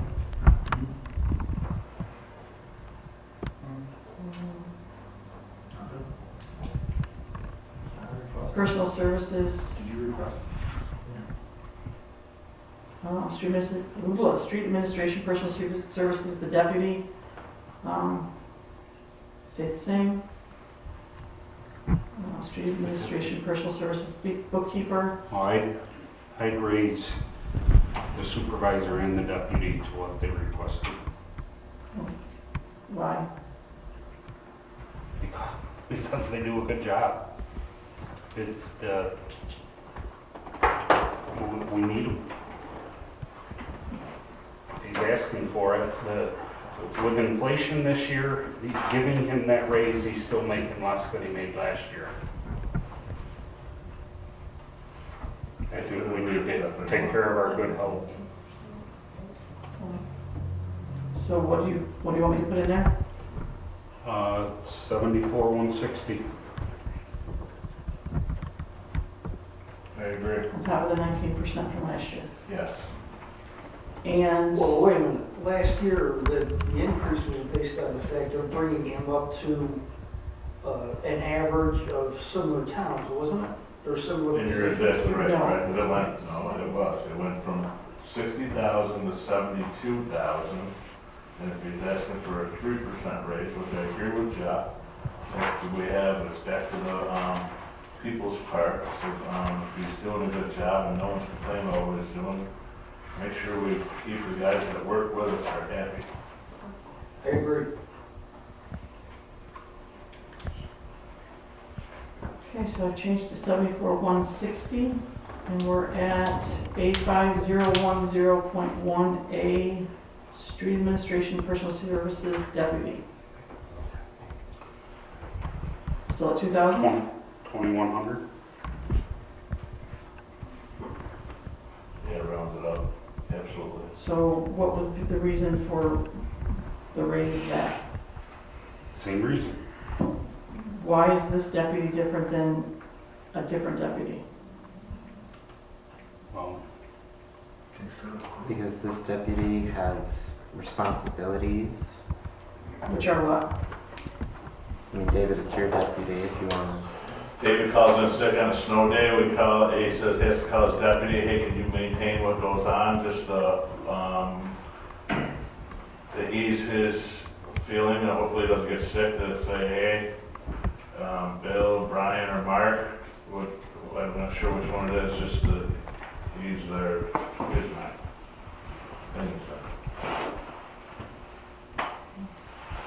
So the 2,060 that was requested goes in there, is that what you said? I said 2,100. Even 2,100, I agree with Jeff. I mean, if we want to keep it at the 3, it would be the 60. I think rounding it up to the 100 is just like a nice numbers thing, but I would have no issue keeping it at the 3. At the 3 what? The 3%, so that would be what he requested it. So what am I plugging in to get this recalculated for the next meeting? Gentlemen, What's that? he said 2060, you guys said 21. Where are you at, Fred? 3%. So it is, Nate had it, it's 2060. 26, Okay. so if that's what 3%, $2,060. Okay, bookkeeper, request was 1,550. That was given.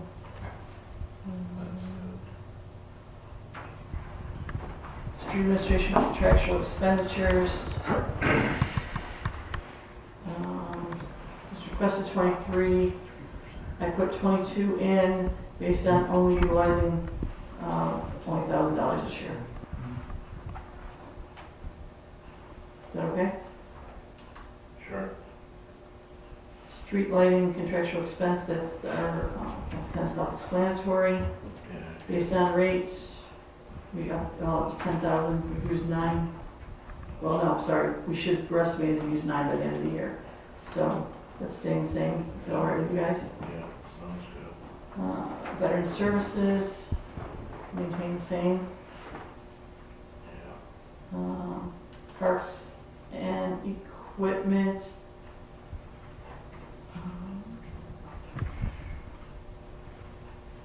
Everything was put under A7110.4 this year. The only thing that wasn't was Yeah, it was was- the dock. That's why I missed the line here.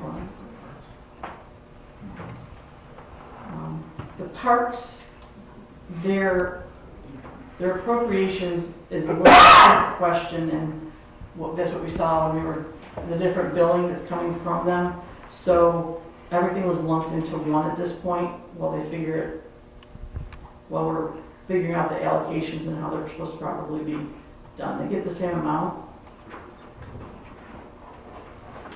Is that okay?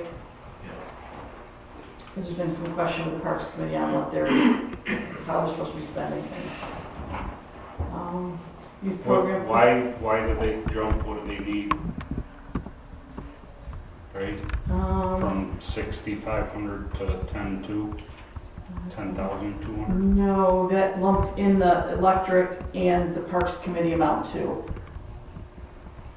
The Parks Committee, they're getting paid, well, they get appropriated $3,000, but then they use their own money in that for things So that you got- probably the town are paying You for got all anyway. 4 line items in the 10,250? Yeah, Okay, I got you. What's So that's that? their pay, that's their porta-john, that's. it's all that their- rental, yeah. All that stuff. Does that, if they under there, give them that control over that 10? No. That leaves it with us then, right? Well, we have 2 more sessions to refigure that out, but that's plugging in the amount that we need to take care of things, I think, at this point. Right. I know that there's gonna be some transition with the Parks Committee next year. George is leaving. Right. So I think those are discussions with each of those committees that need to be had. So if that's okay, we'll move on. The youth program. I would That give is- them what they're requesting. Oops. That is our rec program. Byron Rec program for staff and whatever else we need there. That 5,500. Yeah. Keep it at 5,500. Thank you. My copy, can someone tell me what the last line is? Mine didn't print out properly. There's 2 more lines. You got Okay, let me- Youth program contractual, it's Gillen Grant. And that is, they requested 4550 and supervisor is suggesting 4650.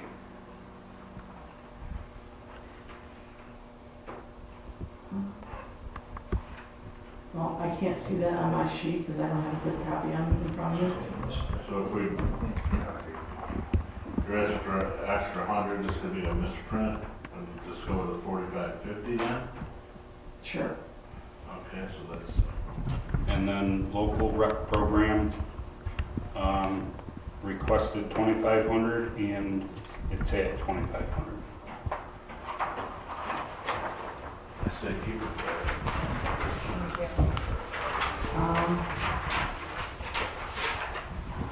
Hang on. My-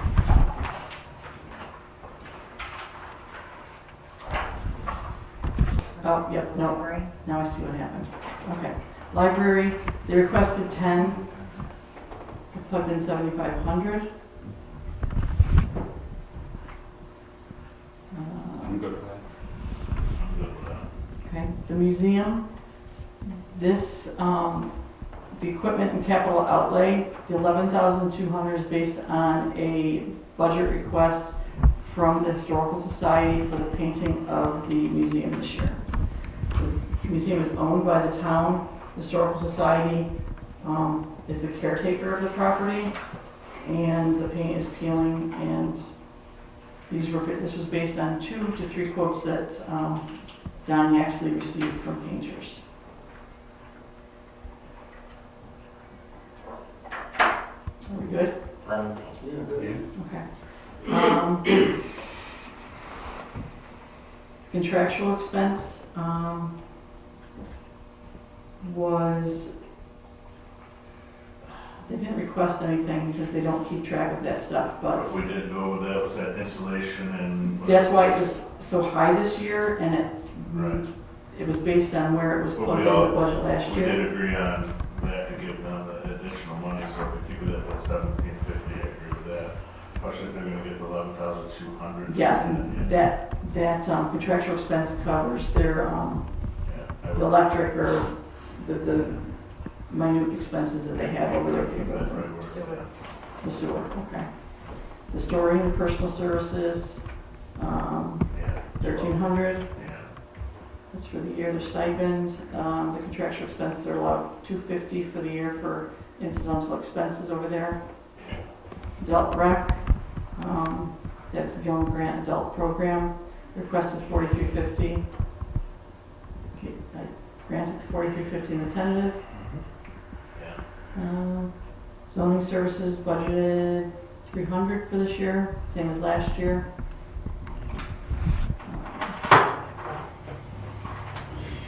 Oh, you know what? I take that back. The $300, sorry, I misspoke on what it was. That's the zoning board of appeals secretaries. That's good. If they meet, it's budgeted in there. The contractual expense for the zoning board is contractual expenditures of That's gonna be Board 2,200. of Appeals, zoning Board of Appeals. I don't know why, I went from 2,200 down to 750. when they were at, And that was just carried over by the bookkeeper for some reason, and I'm not sure why. yeah, 'cause they were at So, 2023, they're at 55, 25, just to round up. 2,200 and then 750. I'll be honest, I can't answer that one. Let's put a question mark on that one. Yeah, 22, it was only $91. Right.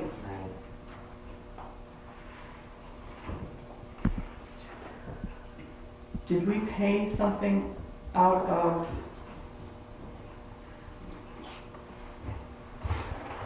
2,200.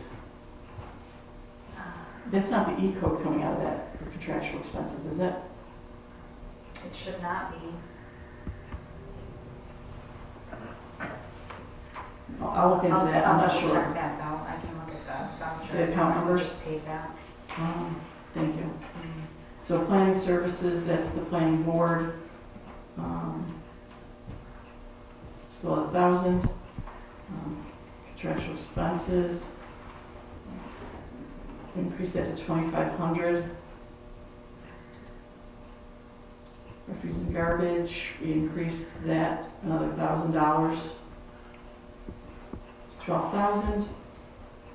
Contractual expense, 25,000, we kept that the same, I believe that's all the pickup of the dumpsters. And that keeps going up on a daily basis. Cemetery contractual expense, we kept it 5,500. State retirement system, we bumped up to 25. Social Security and employer benefits, a lot of these were plugged in by payroll based on what they're projecting. No, payroll even. Workers' comp, employee benefits, 8,000 was, budgeted. Yeah, that's. Unemployment insurance, kept $1,000. Disability insurance, we kept the $300. Hospital medical insurance, the 31,500 was based on the increase that was projected when I did this. I can recalculate that after these figures, give me a higher figure a week ago because he was still waiting for things. So that's going to go down a little bit. I don't have that figure though.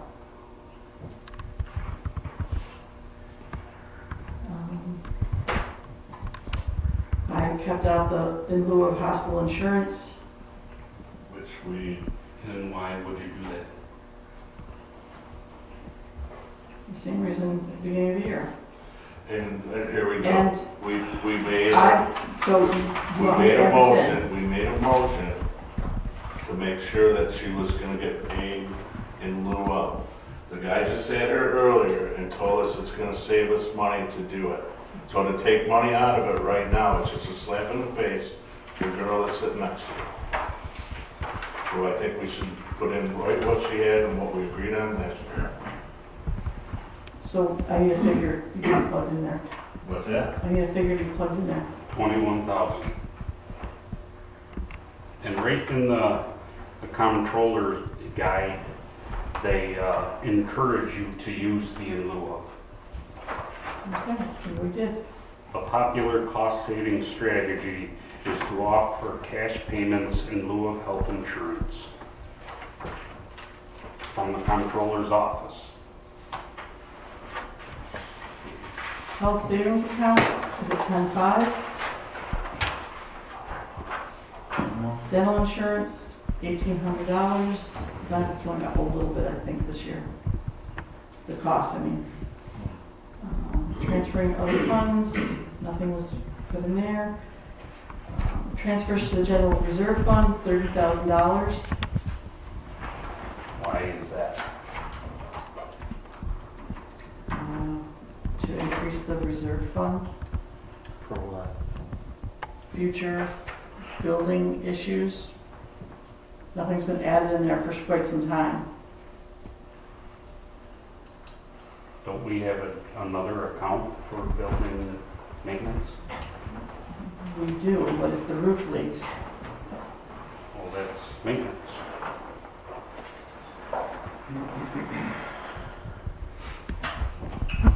this just goes into the reserve fund. For what though? The future, Should we put it in maintenance? no, we don't need to put it in maintenance. Well then, why would we just put it in for future? We haven't in the past several years, so why is Well, there was a talk need- about a highway garage at one time. That could be, Well, See where that got us. 30,000 isn't gonna get us a highway. so you, what am I doing with A9950.9? Take it out.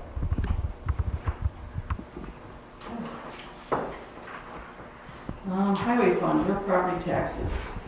We kept this the same, let's see, the revenue, sorry. Revenues were all plugged in based on estimates, based on historical data. Nothing is sure.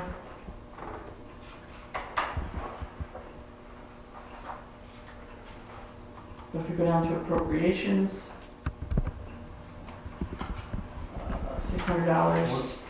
What's that? Transportation services, other governments. Where are we? DA 2300. Why do we go from 11,176 and estimated at almost 21,000 this year? I don't know, David, do you know why?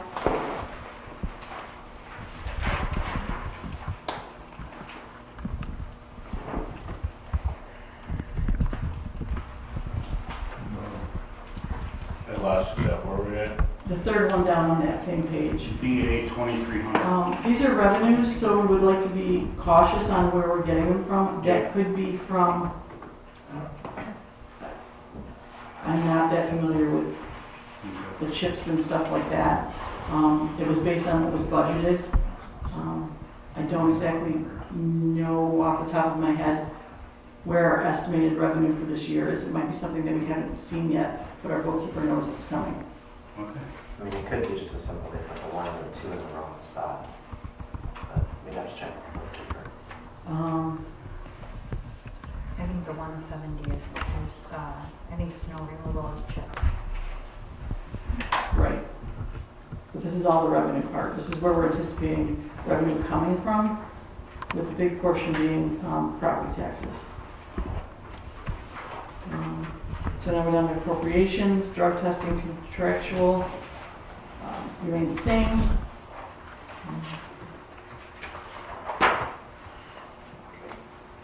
Maintenance of streets, the highway department, 93.5, that was based on their contracted wage increase that's due this year was up to 97. Contractual expenses, roads, I believe.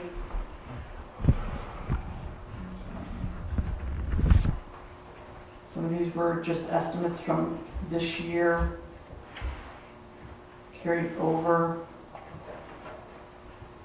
Candy? Yes. My apologies, I just want to go back to something real quick. Which one? DA 2650, it's in revenues. Wasn't there something about scrap metal that we heard in a meeting once? I just want to check this, because I feel like I remember something like they sold scrap metal or like that. David, do you know what I'm talking about? I don't know the numbers, so It varies based on the, Right, I just didn't know if like Based on- it didn't get plugged in. 'Cause it well, give it at the end Yeah. of the year. that would be the actual highway scrap, Right, not the scrap that's out at the transfer station. That would be in the revenues the other way. right, okay. I just want to make sure there was like a note of that. So we're down to appropriations. Machinery, $60,000 was requested, $60,000 out. That should be offset with using the equipment reserve fund. Is that right, David? Comes out of one and into the other? Yeah. Okay, thank you. Machinery contractual expenditures, we maintained that at $70,000, same as last year. Snow removal personal services, that is based on the wage increase with the union contract.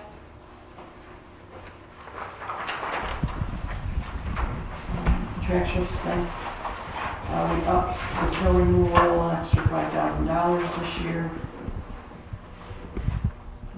Employee benefits, that was estimated based on a calculation that we plugged in, I believe, at the bookkeeper's office. These are all basic benefits that we're paying. We're just married to these things, because that's what it's gonna cost. This $30,000 with the medical insurance, that may be changing. a little bit, based on the new quotes that'll come out next week. Health savings account remained the same. Dental insurance went up a little bit based on the projected expense increase. And the clothing allowance, it was requested $8,000, a $2,000 increase. I think that that's a lot of money. I don't know, I haven't talked to, we had a brief discussion at the budget meeting about this. I know that other towns are going different avenues for the clothing allowance because it's getting cost prohibitive to do so. So I don't know how you want to, what anybody's recommendation of doing it. A stipend for offering them, That needs to be done at contract time. it needs to be done, we can open the contract. You can ask them, but I understand that, no, I'm just saying that I've checked with a couple until towns. we change that, we need to provide that service for them. So if it's going up, we need to adjust if that's getting increased.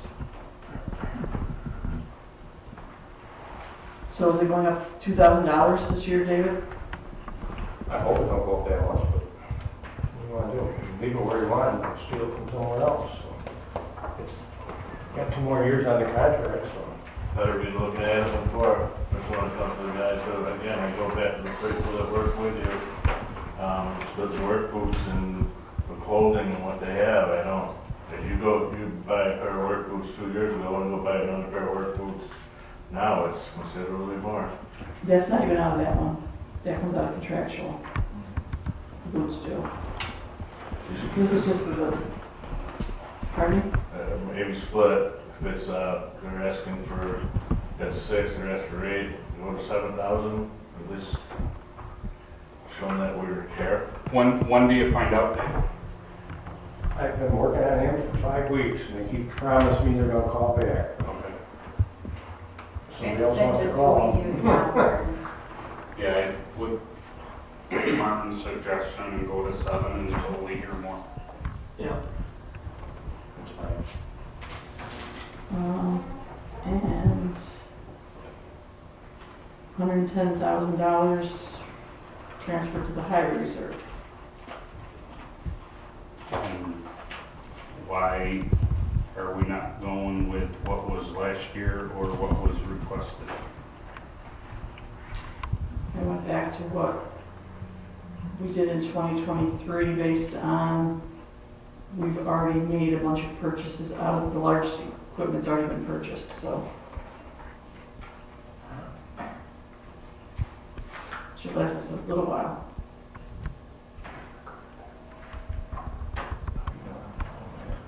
I'd keep it at the 135. You guys think? Just for safety purposes, to keep the guys up there and make sure their stuff maintained that we do. And, you know, I don't know, this goes with a lot of the guys that transfer highway reserve fund, that's for them fixing equipment and maintaining and all that too, David, or is that new or? That's new. New?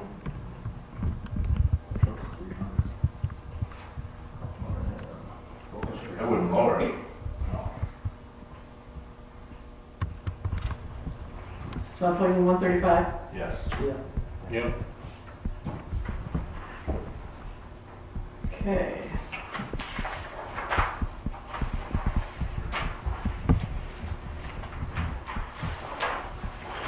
Fire district, I did not receive anything before I did this tentative budget from the fire districts.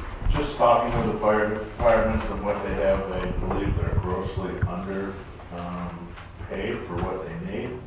I think we were asking where they were looking for that 140-ish each with 150, Martin. 150 with the 10,000 for Byron for their Ambulance.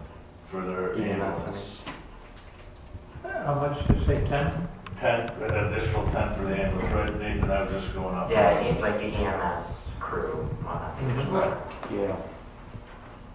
I'm not quite following what you're, it. Yeah. So basically, both departments at 150, with Byron getting 160 because they're getting the extra 10 because they have the EMS there. Which I South believe we Byron have a doesn't. contract with the Byron Fire Department for the ambulance for 30,000. Is that right, for another year? Do you know? More than a year. At least for another year, I think. I mean, so I don't understand, I'm not, so I have So they want another 261. 10 just because they have the ambulance, not to pay for the ambulance. Well, yeah. Well, that was It's not for to go additional- to the For ambulance. additional material used for the ambulance and help me out, I think that's where we're going with it. Yeah, the ambulance still needs to have, They'd have 30,000, we're So- we're asking for an additional 10,000. because what happens is if I believe we need it, we've looked at the stuff and I believe, if it's not a separate thing, just labeled for the ambulance, it's gotta come from someplace and the fire department pays for everything. So you're asking, okay, so the total What did you request get you're for saying the is old what? ambulance when you sold it? When we sold the old ambulance, I'm not sure. Wasn't it substantially more than what we thought? I believe so, but I don't know the exact numbers, I'm sorry.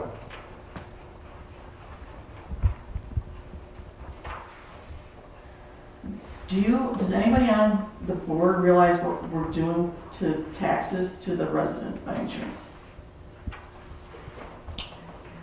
Does anybody realize in the public, if your house starts on fire and you don't have anybody to come take care of your house, what do you do? So, If the hotel starts on fire and no one's over there to go do it, what are you gonna do? And I mean, just to be And clear, that was just what they requested. It's not what we have to give them. That's just what they're requesting. So if we have second thoughts about it, we can discuss it.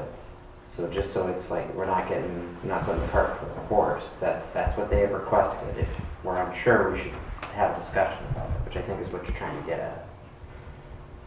well, I think that's a very excessive jump to burden the taxpayer with. I mean, is money gonna fix the problems of the fire department? And I don't wanna open up this can of worms, this evening for this budget meeting. Is money the problem? Or is it more than money? I wasn't at the last meeting. I'll make a suggestion. I was an observer at the meeting between Nate and Martin and the fire departments. At that meeting, Byron brought some additional information that we had not received, like their 2023 990, and I believe they brought up, I don't remember, it was something else. There was a packet And I then- received after this, yes. I think the committee needs to get together and look at that information and discuss it before we come up with an actual budget figure. That's my suggestion. But I think we also need to look at that they're grossly underfunded. Well, that is true. As every fire department probably in the county is. Every fire department in In the the- US. Yes. So, That doesn't change what we're gonna put in our budget. I don't know what's going on in the rest of the years. You're probably right. But I think we need to come up with a budget figure, and the way to do it is to get the committee back together, look at the information they have, and then suggest a number. I think your number in there is way too low. But I don't have a number to give you. I know it was discussed. That number went from 230 to 340. We'll go from 310. 230 to 310. What? 310 they're suggesting. 150 plus Pete, right 160. now it is, Well, you get 150 apiece, okay? That's 300. You get an extra 30 for the ambulance. You get an extra 10 because you have the ambulance. Is your math the same as mine? Well, the 30 was, I mean, that 30 from the I'm just gonna do contract, something. I was just talking the request, but your math So, was that, this yeah. is the At the end of the day, major, the total. Right. Hurdle, I'm sorry, what was that? major hurdle. It is, and the conversations, like I said, I didn't go to the one when discussing, and I mean, it's just the There was unfortunate a rock big and hard increase place. last year also. What's that? There was a big increase last year also. I understand that, yes. So, So at this does point, the 150 include the ambulance? no. No. Because they want the town on top of it. And like I said. So, I mean, $310,000 for ambulance service. I have, Fire. sorry, Fires. I only have one copy of this, but just, this is a brief look at, just, I mean, it's apples and oranges because every town is different. Okay.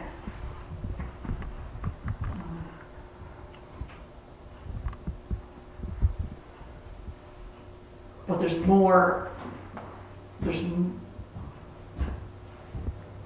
it's more than just money for the department, so I believe, from the meeting that I attended when Martin wasn't here. There's underlying things that need to be addressed, and if it's just money that we're giving them to operate without knowing that there's a course forward for the town and for them, I mean, you raised the point, and it's a good point, where you said, like, is it just a money thing? And you're right, it's not, because the fire departments, it's like I said, we're stuck between a rock and a hard place, because they got the OSHA thing, they got They the have a lot of volunteer things. thing, like, yes, we could go around and around on it. Point of matter being is that I think Fred's suggestion, sitting down, going through it again, because clearly we're not comfortable with the amount they've given, that's fine. I'm just saying, like, we met with them, that's what they requested. okay, and I If didn't we're have not that, I didn't have no, that no, full figure that's for the that, dog. So if we're just not comfortable with it, we should just Um, wait. You know, we have the time. Let's not rush. So Pete, let's come up with an idea, if we have what we have now, if we're just, knowing that we're gonna have to go through and. Well, we put a budget together that's unofficial department, at least our department has, Yeah, and it's unapproved yet. But it's the 150,000 that you just talked about. That was the budget that we put together that we are working with right now. And that does not include very much for laying money away so that we don't have to pay the $500,000 worth of interest that we're probably looking at the next fire truck we buy. I mean, interest doesn't buy you anything. There's no hardware in it. And if we can put money away now to pay for a truck that we know we gotta buy in the next 10 to 15 years, we're money ahead. I hate spending, the banks are crooks. I don't want to spend money with the So banks. Pete, you you know? said your budget was $150,000. That was the budget for working, yes. Okay, so with that budget. And that hasn't been approved now. I mean, So that's $150,000, yes. not ambulance. It does not include that 30,000 or the 10,000 of the ambulance. That is Okay. correct. So But it does include what- ambulance funds. Because we have to pay. We're paying for, the ambulance sits in our fire hall and it's part of our insurance. You know, No, I there are understand. things that you can't take out. So with that 150 plus the $30,000 for the ambulance payment that the town is committed to, okay? Of that $150,000 working budget that you said, what can you back out from the fire department of what your To save fundraising, money anything for like that, a I guess? I'm sorry, what's that? To save money for a new truck. So, Well, that we gotta look at, and, because, you know, we're now looking at something like $20,000 for radios next year that we gotta buy. You know, things like that are just coming up. I, And like you don't know, you asked us what is it, you know? You're right, and I didn't have it And, before I and the body, submitted this, so. and the body has to approve the budget, okay? So, if you wanna know what to start with, I say $150,000. And, if we can get it down lower than that, that's in the discussions we can have, in the next, 2 weeks, 4 weeks, something like that, okay? I know Pete can agree on this, but fire apparatus is not getting cheap. He knows that his equipment that he does work on isn't getting cheap. Gear. I don't think anybody up here is arguing with that, it's just a matter of knowing what, we have to, we're challenged with providing the fire service to the town. And we have to find out what the burden of that is, that the town can afford though. You know, and it's a catch-22. It's, So at this point, I need a figure to plug in so it can be recalculated out, because I believe at this point, moving forward, we're gonna go with the tax cap, okay? And that's another whole step process. And we can continue discussing this, That's fine. but we need something, I think, between where we're at, what I've plugged in to fill in the blank at that point, and our dreams. I'm a little biased, and I went with Fred is, I just, Jeff, you were involved, and just if you were to put a number to additional cost for the fire department, just help me out here. Grab a number from 102 to 150,000, what's your thought for each fire department? What's fair? You've been around longer than all of us put together. I think last year, was it last year or the year before, we got the ambulance, right? And there was no talk of an additional $10,000. That should have come up then, for sure.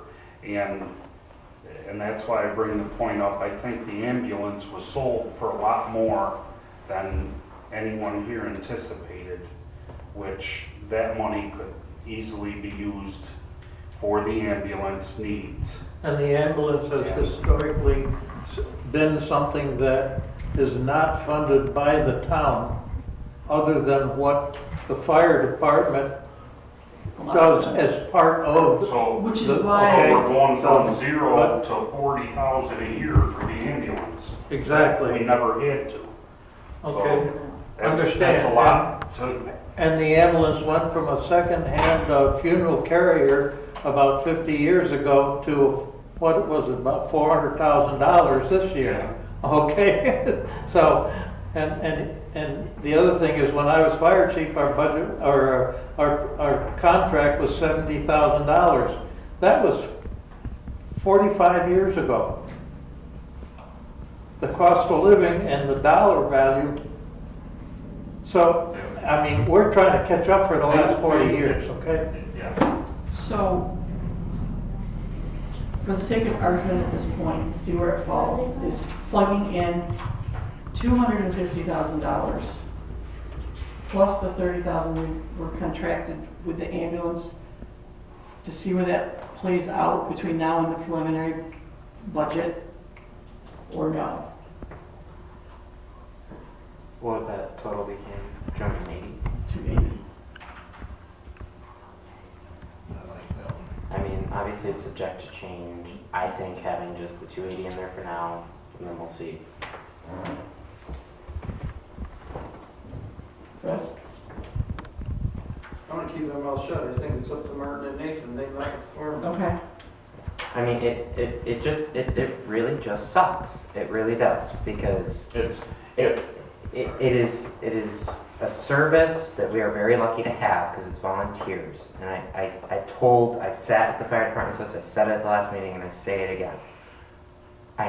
Martin, I'm sure Jeff, I'm sure Candy, I'm sure Fred, hold so much gratitude that people are willing to go out there and do that for them. And it kills me that we have to pinch pennies and we have to think, because unfortunately we can't hit the nail on the head with it. It's the burden of being a politician, where we have to weigh the taxes we're putting on everybody with the services that they should be entitled to get. Because if your house burns down, I hate to say it, the last thing on your mind is, man, how much money is it gonna cost me to do this? Because that's your life, that's your home, that's, you know, and I just want to express really much that it just sucks. And I'm sorry that we have to do this. It's not something I take any pride in whatsoever. Just the thought that if we didn't have the volunteers, I think 1 or 2 salaried firefighters would take up the whole budget. Yeah. If we had to pay. We'll compare our budget with the highway department budget. Did that sheet go back down? I'm sorry, Dave.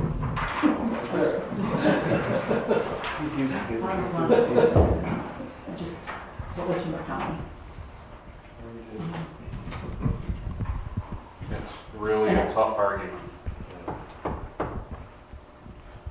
And with these talks, or the quarterly meetings, I encourage the liaisons to discuss with who they're discussing with, what's going on at the county level and stuff like that, because it's a very dynamic discussion all around. It's not an easy fix, but it's not just money. The money is just the volunteerism is what needs to come about, and the discussions you both fire departments are having about possibly joining or how to move forward more than 2. I hope that this continues, you know, so that some of the redundancies, I think that's where the painful part is some of the redundancies between the 2 departments. So, Where was the breakdown in the meetings on joining the 2 departments? I think we've all come up with a conclusion that we beat that horse to death over the years, and we've come to the conclusion with the 2 different fire departments is one is their entity, and South Byron is help me out, Fred, they're, as much as you can, I beat that horse that they can't. And why was this? Their working force is to gather better than they ever had. But when we had the discussion of eliminating South Byron, you guys own the. How did that play out last year when Eric Zuber was here? Remember how that?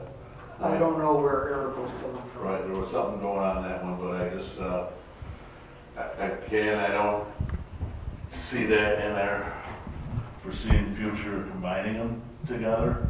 It sounds like a great idea, other than I just raise it because we had the fire departments in here and it sounded all, yeah, we're gonna make this happen, and then nothing. we're not hearing that coming back this next time, right? Yeah. So, I do want to express, like I did in that meeting, though, that if that is to happen, if that idea, that dream of them merging, it's got to be done right. And I think a problem we have is that it's something we want now, but it's not something we can just do. It is gonna be, if it happens, a long, arduous process. And like I said, if it's not done right, it will make the situation 10 times worse than it is now, which is hard to imagine given how bad it is. But it is, I hate to say it, it is just something that like I'd rather do it right than do it twice.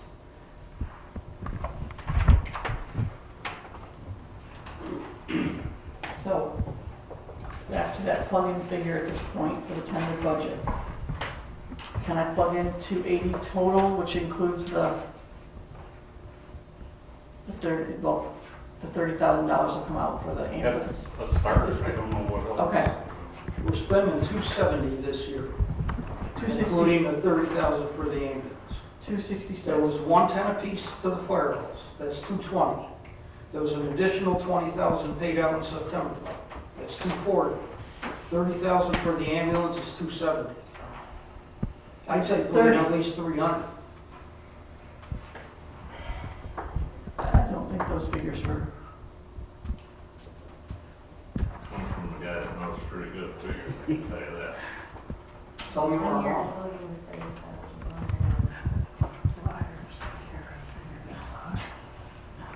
I can't off with the figures that I have in front of me.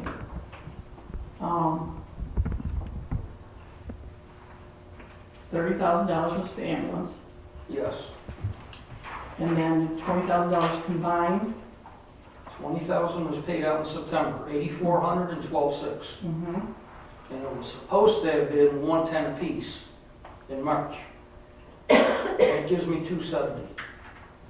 Well, I have calculated out at 266 every way I went, and this is with the additional $5,000. Which hasn't been paid yet, but should have been. So 266, and just the round up number is 270, you know? Yeah, You're asking so for it's- that, if you go to It was use 300,000, I just need a figure to plug in here, gentlemen. I mean, I just think it's gonna be a longer conversation, and I get where you're coming from, Fred. I just say we should plug the 280, have our conversations, and come back to it. Okay. Just because Yeah. it's clearly gonna take a while, there's more people that need to be involved than just. I'm okay with that. Okay, thank you. Next page is Water District 1. These are all debt services for districts. Pretty straightforward. They get levied on everyone's tax bills.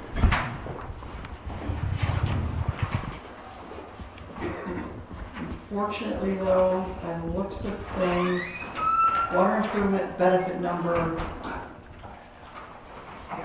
1. Sorry, it's on page 16. Let's skip to that. Everything else is pretty self-explanatory, I think. It's, like I said, debt service that will be levied onto the each resident's taxes. Unfortunately, the cost and the overruns of the water improvement benefit number 1 are going to incur a little bit of a increase in debt service, which is, actually it's not there, hang on one second. It is on page 18, sorry, that's the breakdown for each of them. Each of the water districts and water benefit area number 1. If you look at the tax rates, there's an increase of 0.12% based on the costs of the debt service.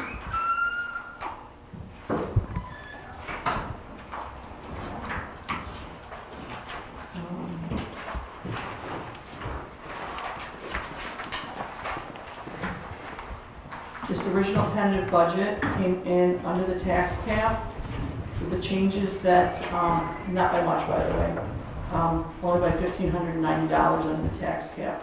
So with plugging these figures in again, which I'm unable to do here, I'll send these over to Baldwin BBS to calculate these back in and get these out to you hopefully by Friday. A new summary of these things broken down, is that all right? Sorry, I can't be more precise with that, but, oh, sorry, I skipped over that. The sewer, I skipped over sewer. Well, it's currently just an O&M operation with the sewer.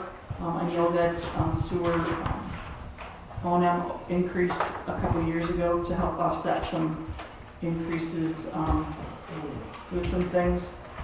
But based on that, we just did the increase for the appropriations as needed for sewer administration. It stayed the same. Hang on one second.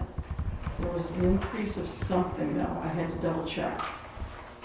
Oh, the VRI contract was with Camden.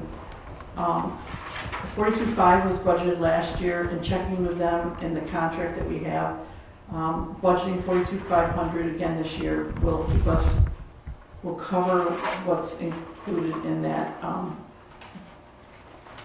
contract increase this year. Everything else basically stayed the same. Talking with Sean before he went out on leave. Oh, excuse me. The big increase was the contractual expense with the sanitary sewers. It's 9,500. It's got to do with pumps and other equipment and stuff. Some of the stuff is aging. What page are you on, Candace? I'm on page 17. I'm sorry. We Thank you. skipped around past those water districts. So that was the, Oh, you're talking about 81, 2022. yeah, no, the .4. It was 4,500. It went to 9,500 based on some things that were projected that they might need to spend on some repairs for the system. And if there's no more questions on that, I will make the changes and get you the new copy. Hopefully by Friday they can hand that to me and I'll forward it to all of you if that's okay. If that's okay. And that would be the end of the workshop portion. Does anybody in the audience have any? I got, Oh, I'm sorry. something, I think Tom Felton changed some of our investments, and I think we were credited with $100,000 from those changes, and I'd just like to, on record, to thank him. Oh, Acknowledge establishing the New York class, that's been a godsend actually for us for several things, by utilizing that for the proceeds for the water improvement benefit number 1, whatever it's called there. A lot of that interest that was that came in from the band funds while we were allocating payments and stuff like that helped offset that second band renewal. I don't have the figures right in front of me, but by utilizing those, it'll keep the debt service down, as painful as that district is. So, no, that was a great thing. However, just so you know, the interest rates are going to go down a little bit. I just got a notice of that. But it's been a very great investment. So, Tom getting us that on that, I didn't realize that that's where it came from. Anything else from the board? Comments, questions? Thank you for going through that. Making a little more sense than it did before. It's really new to me, and I do have several other questions about reappropriating things and stuff like that. So hopefully next year, utilizing the budget will be a little easier than this year.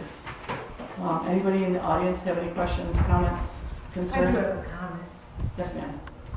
I've polled the other towns in Genesee County, and there are only 3 that offer in lieu of.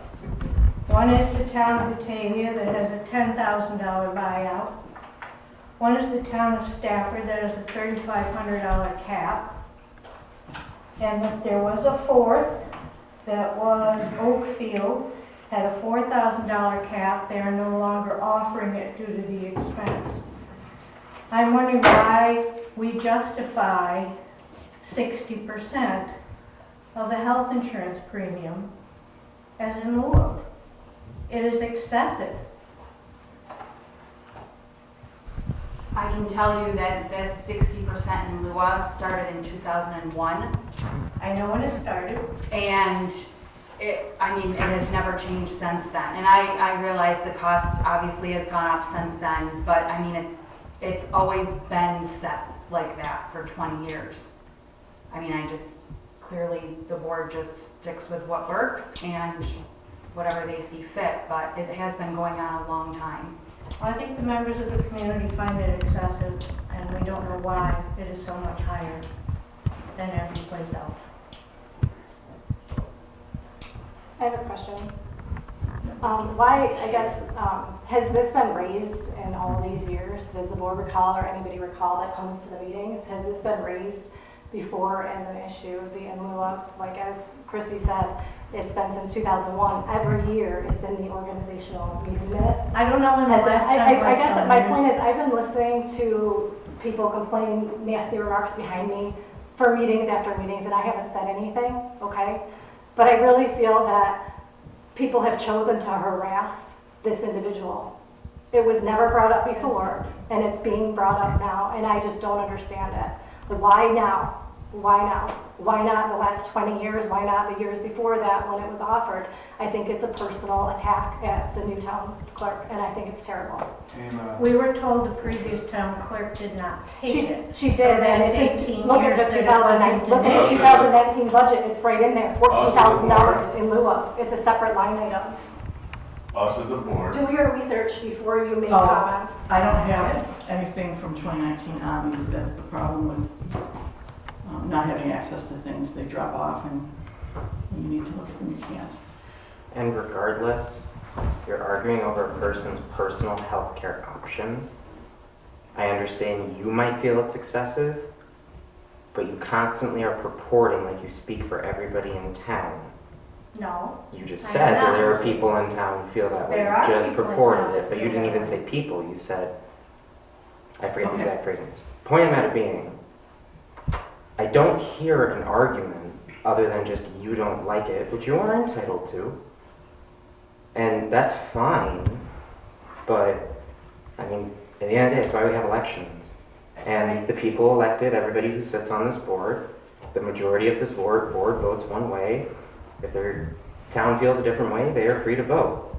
But I feel that there is such a lack of respect for the voters of Byron that you feel as though that you can continuously attack at this issue when the board has decided it's been 60% for 20 years, somebody chose not to take it, now somebody did choose to take it.